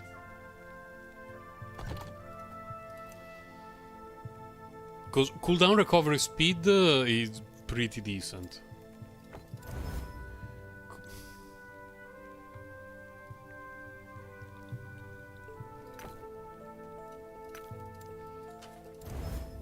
No, the curse is real. The curse is real. Never mind then. This is garbage.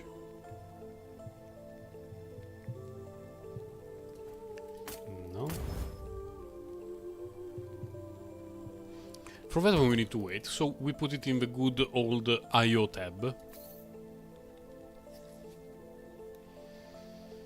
It's time to switch to this.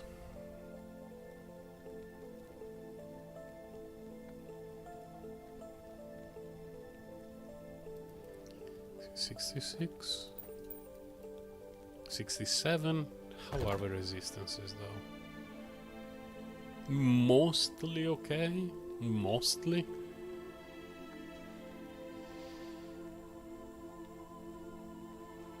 Well, poison resistance looks a lot better. Is this actually better? What do I lose? Nothing.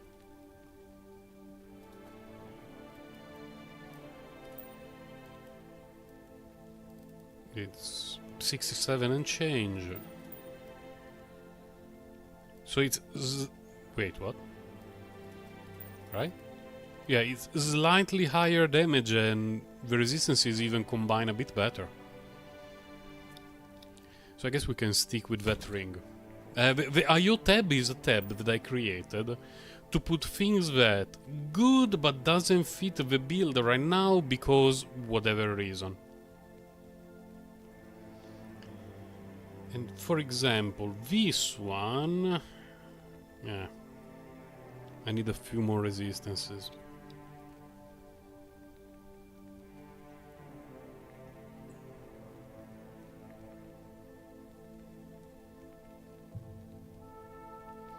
This is the kind of amulet that I would like as a base. But... it would mess up my resistances completely, so it's not something we can do right now.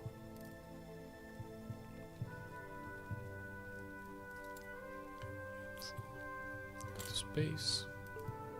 Do I do a light arbor run? Yeah, let's do one run now that I have a higher poison resistance. Let's see if we can get it.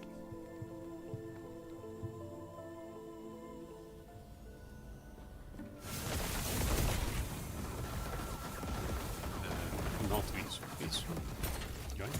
So here, no worries, easy. Here, it has been taking a dump on my ass quite a few times. So I would not be surprised if I actually died. Like, not surprised at all.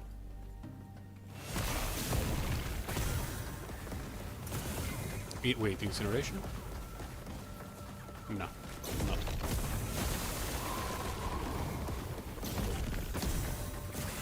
It's all smooth sailing until the very last boss. Like, I kill the Giga Titan, I get into his art, and then at the very first AoE, I just get one shot. That has what happened to me several times, and I'm not even sure about which positioning to follow, because I have not looked at any guide for how to fight it efficiently and say... Excuse me? What? Oh, no, wait. Oh, I keep going down, okay. So, with low poison resistance, the very first AoE hit, which swipes borderline the whole screen, it just insta-gives me, instantly. That was with around 40% poison resistance. Now I have much higher resistance, let's see what happens. Went from 40 to very close to the cap, not exactly at the cap, but very close. It should help. And I will try to stack some extra ward before the fight. Uh-oh. So that cannot be bad.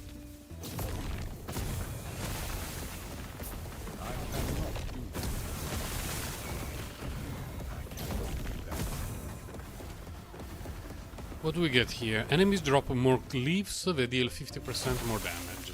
I don't care very much about glyphs, and 50% more damage sounds a bit obnoxious. Let's see what's the alternative. Enemies drop more runes, 50% extra health. Considering that survivability has been my issue so far, I would go with extra health.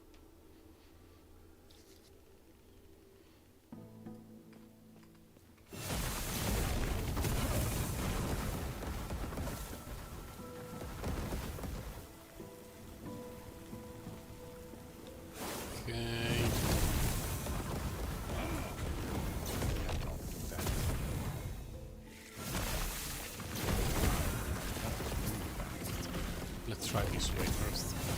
It's a bit of a maze. We need to find the correct direction for the boss.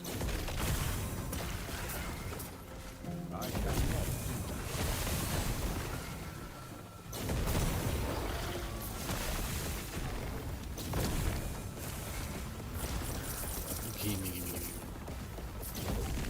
I was picking up all the gold at the beginning of the game, before realizing that it's borderline worthless. Although, in this specific place, it can be extremely valuable.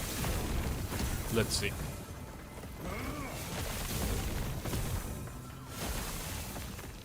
go. Many exalted weapons. Oh.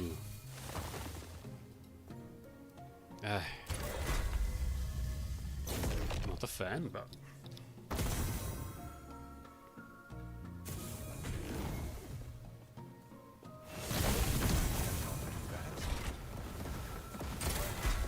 Let's try.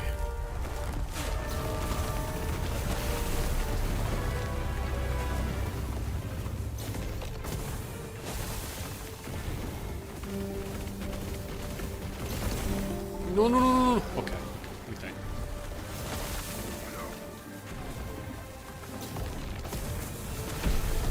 I like the idea of this fight, although the fact that it's so similar to the fight with the Giga Crab dude, I find it a little bit silly. Ouch. Ouch. No, no, no, no, no, no, no. Yeah, this one's down.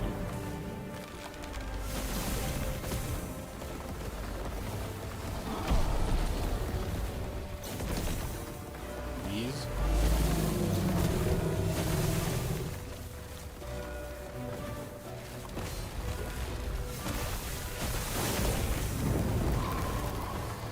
Okay, now, up to this point I never have an issue, but the next phase, very often, I die the moment I enter the room.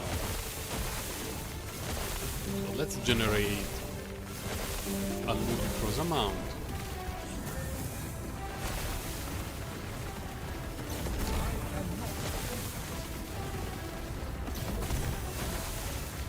Oh, okay, it's not a 360. It's the first time that I actually...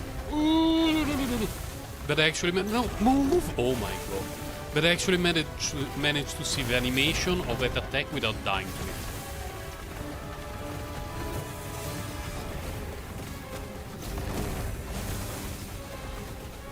Okay, right. Okay. Back. Oh!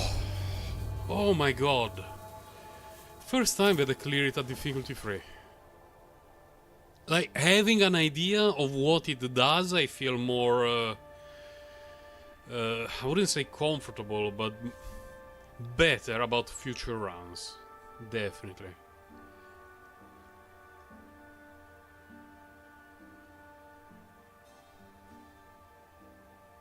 Interesting. Now let's go to get our loot.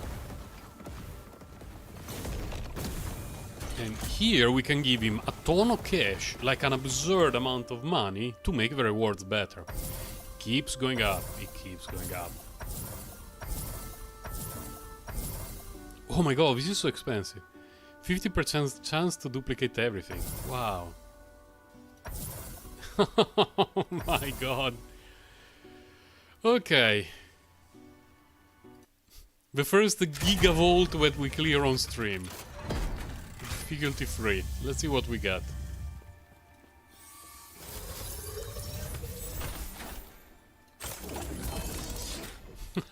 Screen.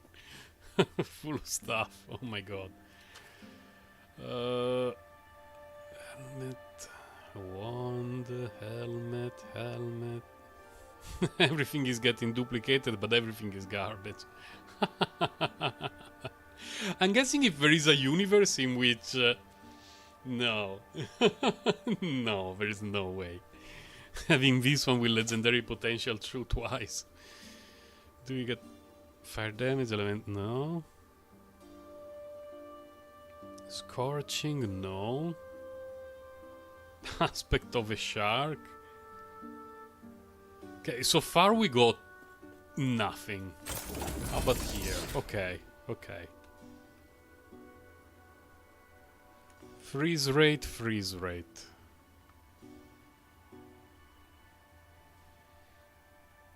Interesting, we can keep it. Not interesting. Critical strike avoidance is good, but I doubt it's going to be better than what I have. No, no.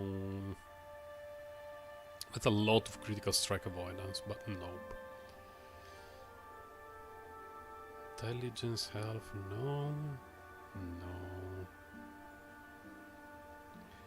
Man, these rewards were very underwhelming.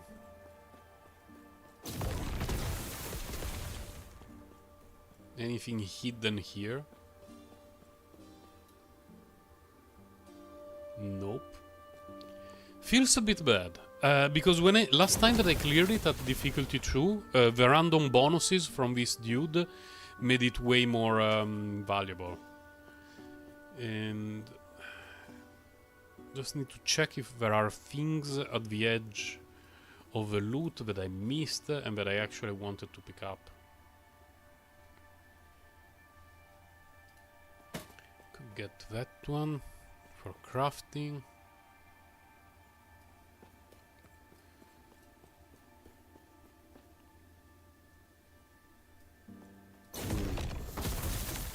Let's see.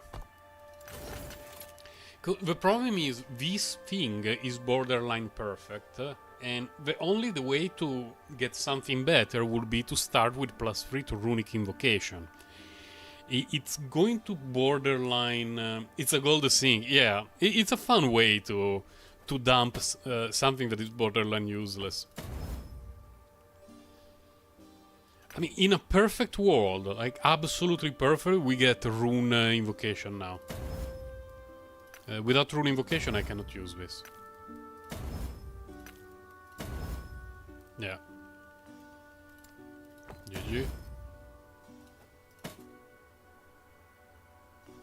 Damage dealt to mana before. Can we get rid of a damage dealt to mana? GG, outskilled. No. No. No. No. Okay.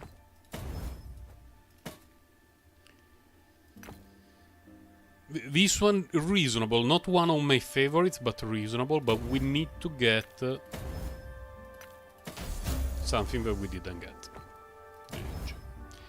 Feels a bit bad. It's okay. We dumped a bunch of pointless gold.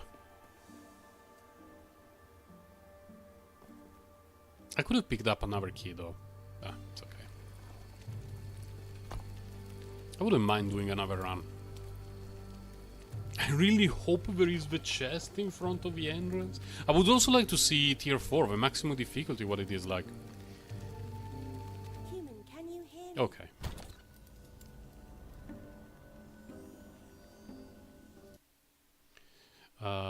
It's this one, right? Yes. Okay. I have not touched any of the other key dungeons. 120%? It goes basic 15, 40, 120. Exalted rings! I want the exalted rings! Let's give it a try. I have a feeling I'm going to get us blasted in this place.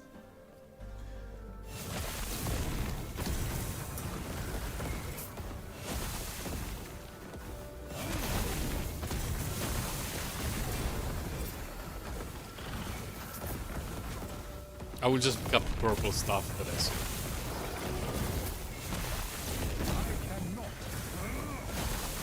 Considering that enemies in general drop more exalted rings, I wonder whether I should, like, instead of going straight for the boss, I should just kill everything that I see. I need exalted rings, like it.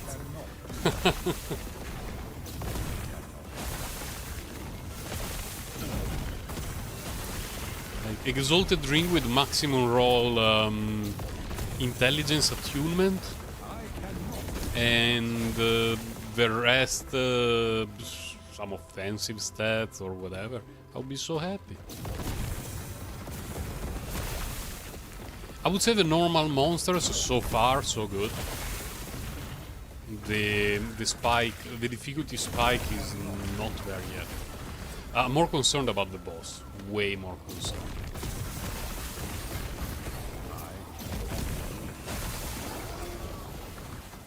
Shield, whatever.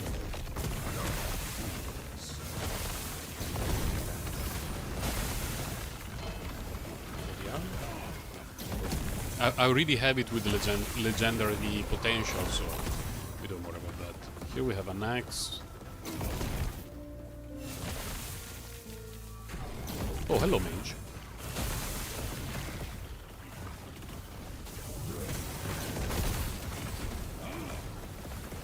Where did he go? Did you really die?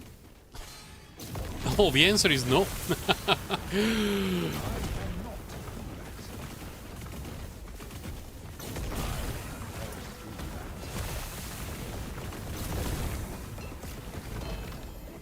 Okay, that was... It slightly bamboozled me. I like the stats on this belt. That belt we are definitely going to craft it. A belt with critical avoidance, void generation, health percentage looks very good.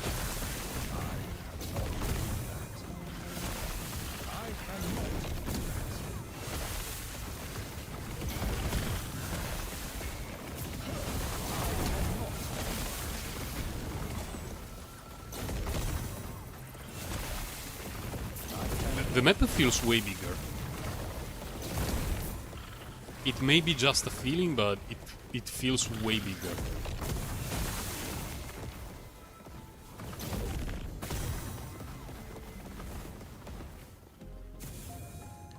What you got for me?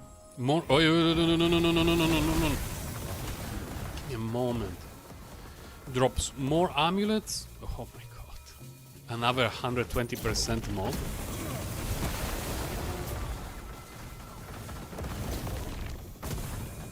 How far is it? The other one is not very far. Let's go to check.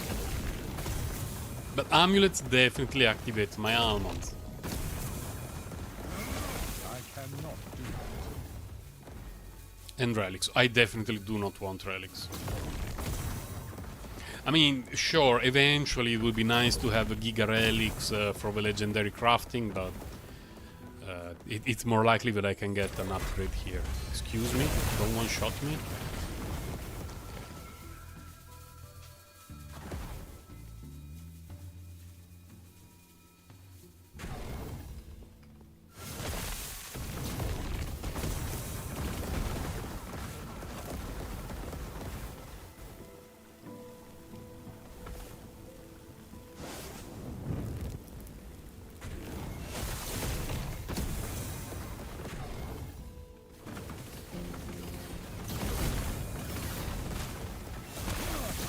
Focusing a bit more because all those extra hundreds of percentages to damage and hit point are really making me worry even about trash monsters. Because I remember the previous exiled mage almost took a dump into my soul before giving me a belt. What's that? A belt with some potential. Hello, other exiled mage. Let's see what's going on. Are you going to try to one-shot me like your other friend? He tried. Very tanky though.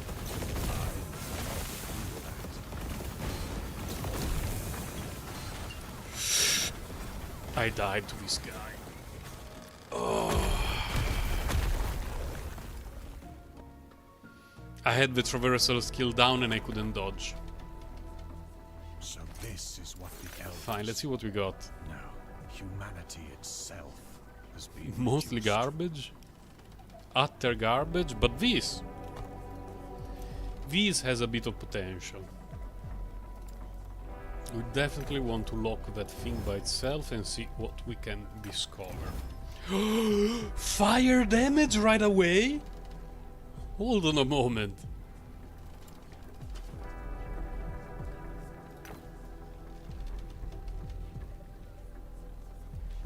Okay, let's max this one first.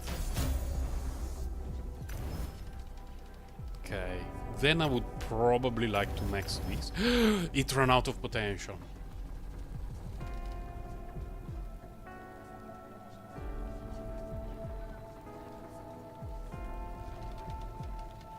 It looks very nice. That's a lot of critical strike avoidance. Really, really a lot.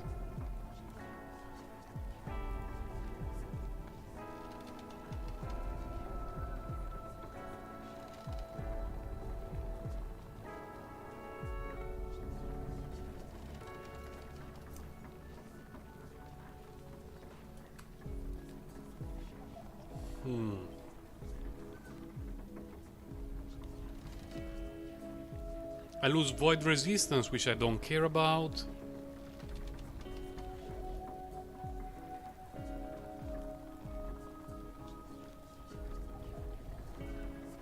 It looks very nice to me.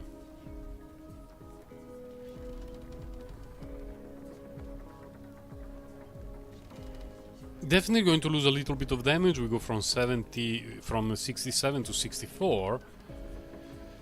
But I gain a lot of critical strike avoidance. I'm at 120 now. And I get a bunch here, which is a little bit difficult to replace due to the attunement and intelligence. And where do I get the rest though? Strike. Oh, I have some nodes, right. I have some nodes. Do I have some better boots then?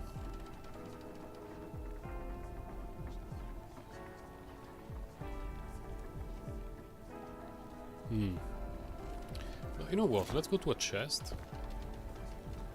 Well, we go to the harbor again.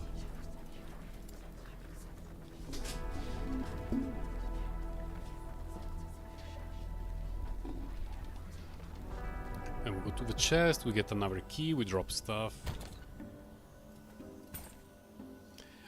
These, for me, are extremely questionable.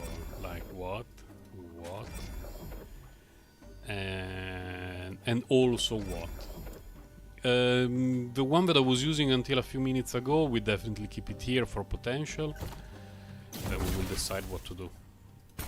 I was not expecting to die like that to an exiled mage, but a minor upgrade was received.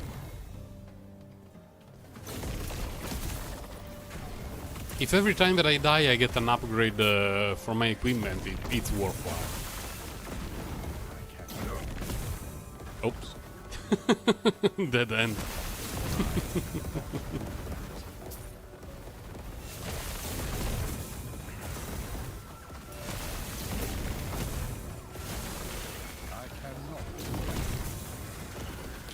For the most part, at least at the difficulty levels that I'm clearing right now, the damage output of my character is reasonable.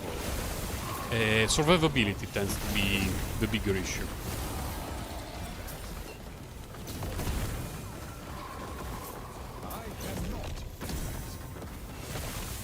This way.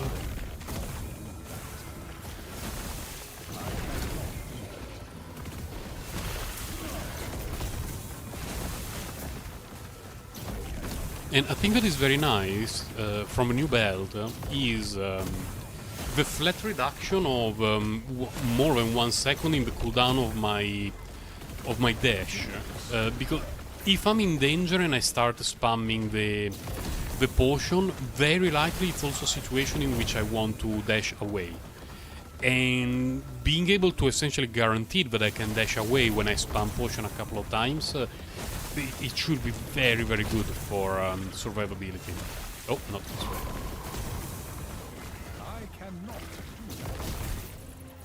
I see a chest. A chest of a warrior. A Zweihander. We're not very interested in Zweihanders for my character. Oh, wait, there is a door. What's this door? Runes? No.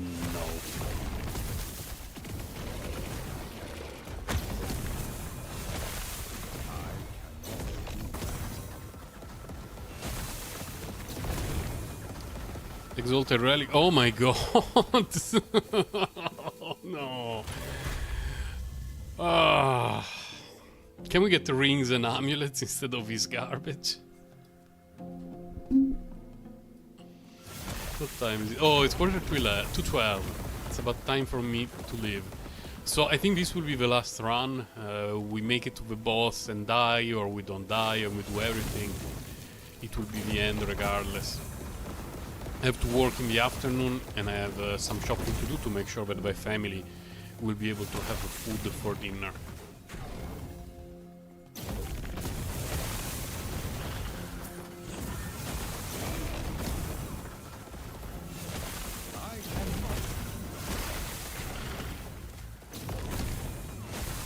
Oops. Oh, come on. What do you want me to do? And let's try this direction.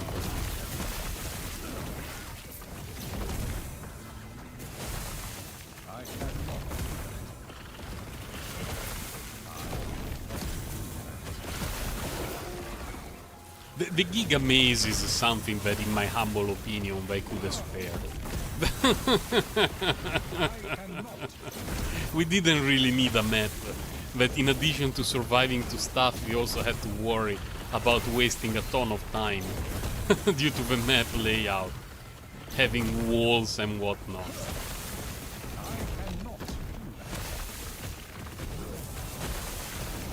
This guy is so tanky.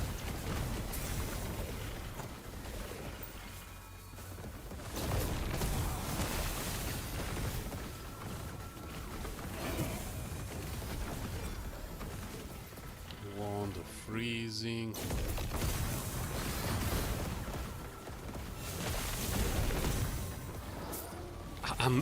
Oh, okay, we found the direction. Like, we didn't really find... Oh, copper ring! With the healing effectiveness, really? I still picked it up, but it has a healing effectiveness. What the hell?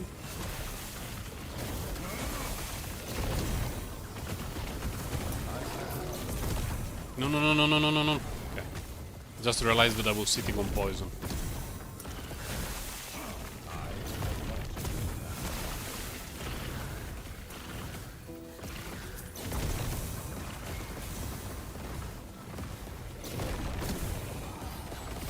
Chest.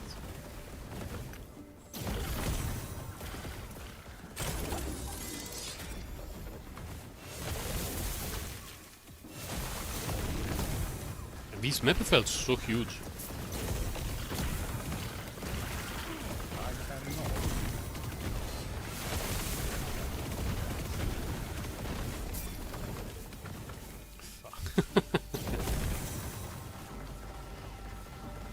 No, I don't want I don't want a horde of runes. I cannot.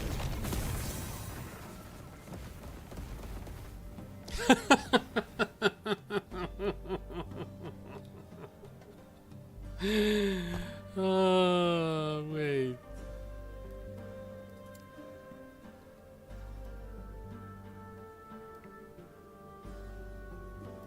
I mean, if I really have to choose, give me some runes.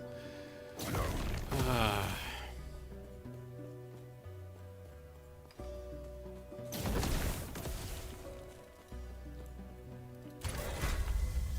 have a bad feeling about this. A very bad feeling. Like, I have a feeling I will not make it past the head, the first phase.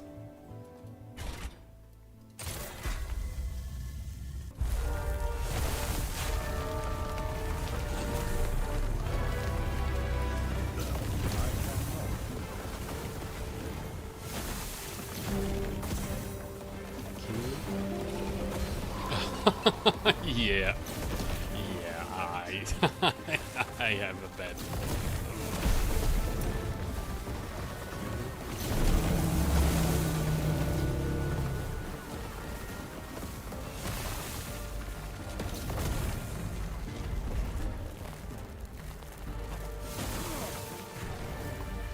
Okay.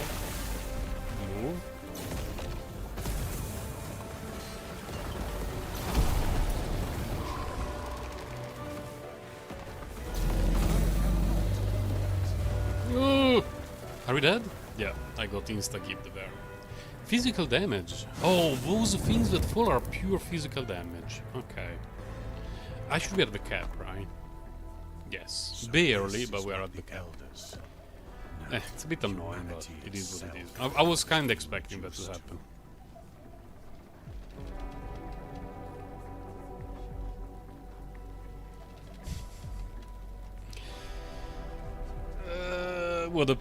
What a bunch of trash that we got. Might as well recycle.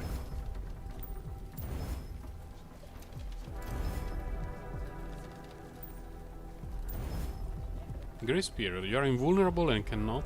What? Ends after using an ability or after a brief period of time? Okay, I didn't know that.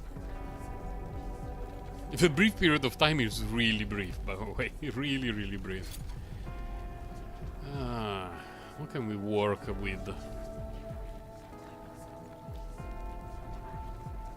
Now it's about time to leave for me, so I will not be delving into crafting shenanigans for which I need to do some planning. But it looks to me like my character would now really benefit from doing some legendary crafting.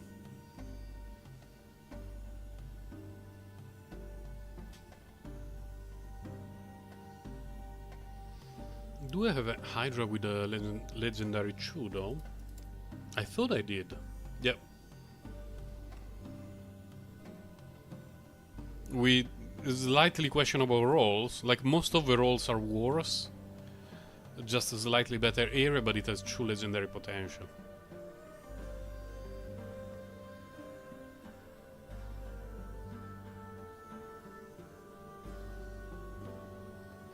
And if something like this got... Pretty much any of those would be great. I mean, 98% increased critical chance would be ideal.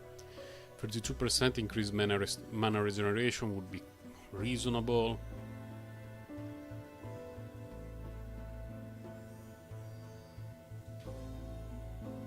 Here we have intelligence mana, frailty on hit, physical resistance.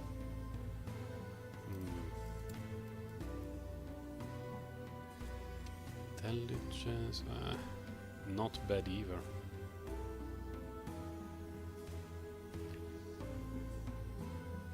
Two good things, void resistance, okay, poison damage, eeh.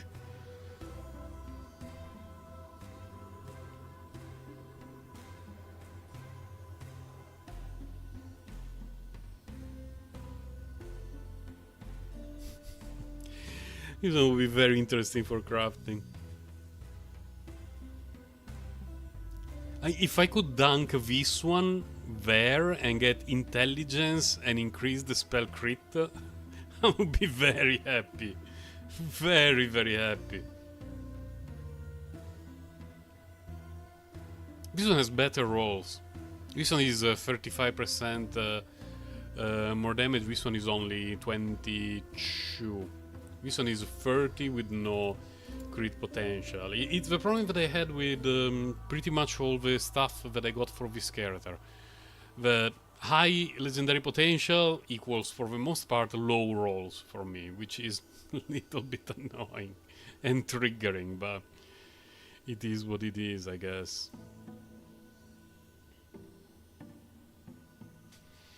I wonder how long it is to do the craft thing, because I believe it's in the in the sanctum.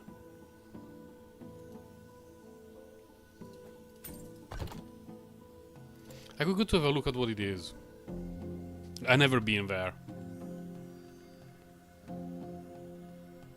And I have a million keys, it's about time to start dumping them. It's almost 12, but I have time for a run. Hello, Julra. You're trapped here. You're not the only one, my dude.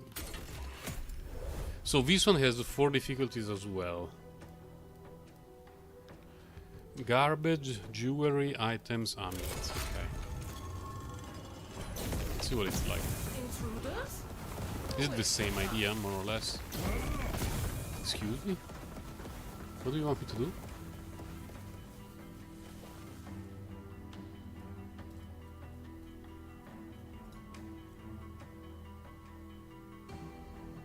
Travel between the divine and ruined areas without moving. What?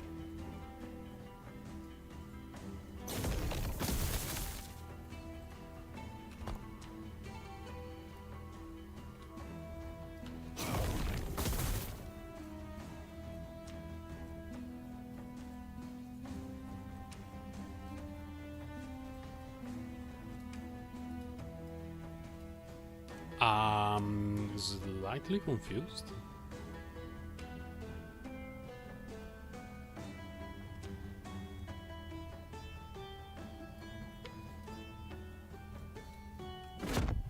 Oh, I had to press it. It's not like the one... okay, got you. Because the light arbor is automatic. You just need to approach something. Here you need to actually press the ability to do the thing.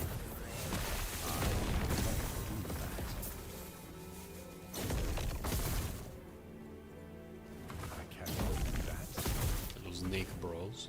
I cannot do that. What?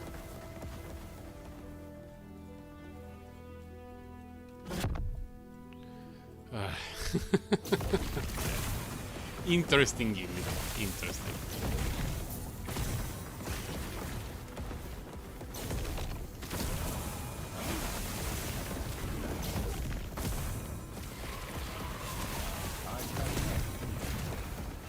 Again, I wish that I could focus more on just killing stuff rather than paying attention to the map.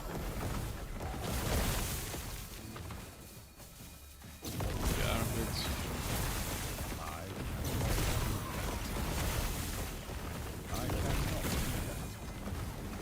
It's here. Slightly more exalted helmet, or...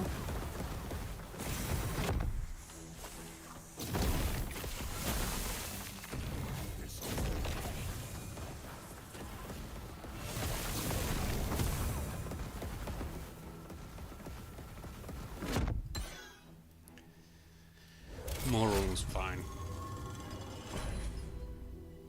Dungeon door is already in use. Okay. Is it here forever? Okay. What's this? How are they manipulating time?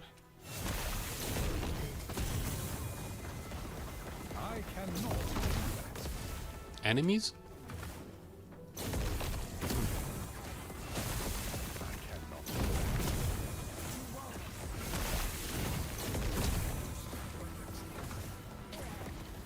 How long? It does not matter. The Eternity Cache is simply too weak. If the Epoch truly exists, then perhaps... I wonder how big it is. I cannot do that. I cannot do that. I cannot do that. I cannot do that. I don't even know what's the boss, by the way. Absolutely no clue. I've never been here. And my guess is I should start to spend a little bit more time here in the key dungeons.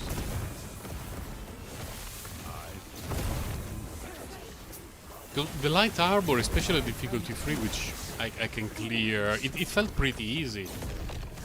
Could drop a ton of stuff at the end.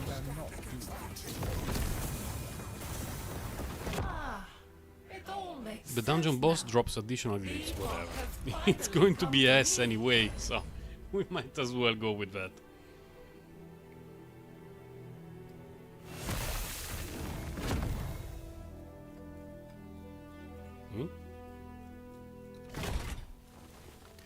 Chronomancer Jurla. After the vote are complete, those who choose to proceed will enter the Sanctum Arc. I will have it. Oh, okay, very low level. Yeah. Still so much. Jurla's something. Interesting. Interesting. Low level, but. Oh, whoa, what is?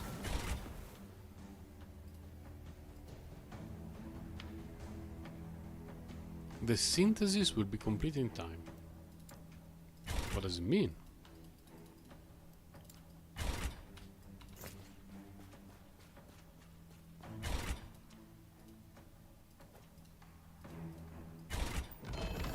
No, don't leave it on the ground.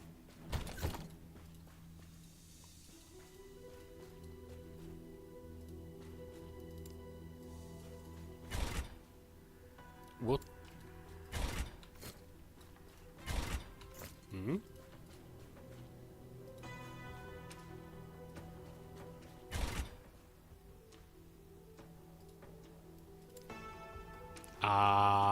Don't know. Oh, okay. Okay. Let's try, I guess. See what happens.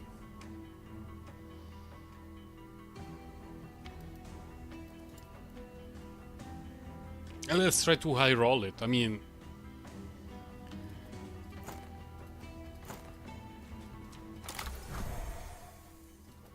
one here, one here. Hashtag believe.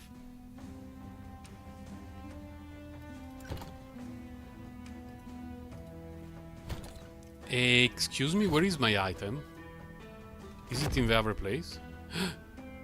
Okay, this is a cool idea. I got the two that I wanted the least! No way! He got the two that I wanted the least! Oh, fuck!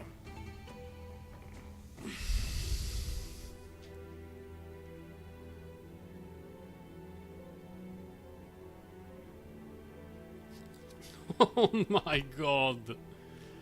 I feel so ass blasted by this.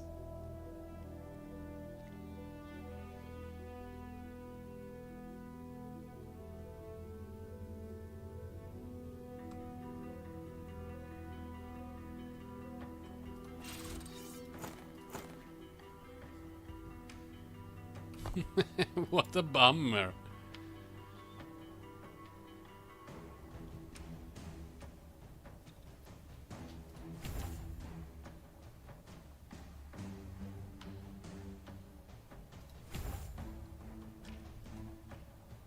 What an omega bummer. Fuck, it was my only legendary Chu. Crafting potential Chu. One, nothing. I might have another Hydra somewhere because I was saving all of them, but probably with an abysmal roll, or I would have put it in another tab. That sucked so bad, it's unfathomable. Gambit Hydra, no potential.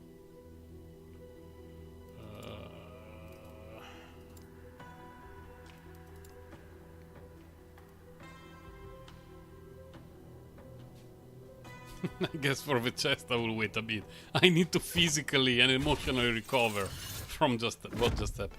Is it only once per run? Yeah, it's once per run, okay. Fine.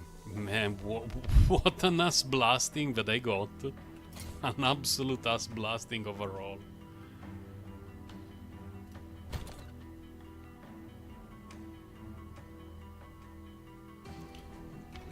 Relics.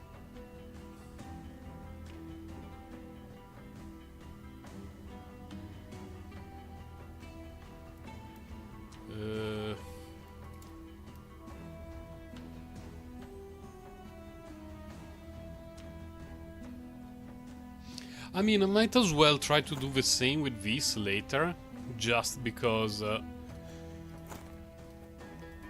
if he gets one of the two good stats, it may be better than this one, because this one does nothing to me. It's 74 health, essentially. Here it could be... The only bad one is lightning resistance, because I'm already past the cap. Cold resistance, I could use a few extra points, and the other two would be great. Still. I have one here. One here. We shall see. We shall see. For now, we accept that we got slightly ass blasted by the RNG gods. In both games, by the way. In both games. That's the worst part. Only got a Trash Relics in Genshin Impact. And I got a Trash Relic in the last Epoch as well. It's amazing. It was a sign. Definitely a sign. Oh god. Anyway, it's time to end the stream for me. I should be able to stream Thursday, but The stream will start later, probably between 8:30 and 9 o'clock. And we will see during the coming days if I get the chance to do some off the script streams, meaning slightly unexpected streams, but we shall see. Meanwhile, thank you for stopping by. I really hope my next stream will have slightly better RNG, because today things were not particularly good in any of the games that we played. So again, thank you guys, and I'll see you Thursday, maybe Wednesday, but probably Thursday. Bye.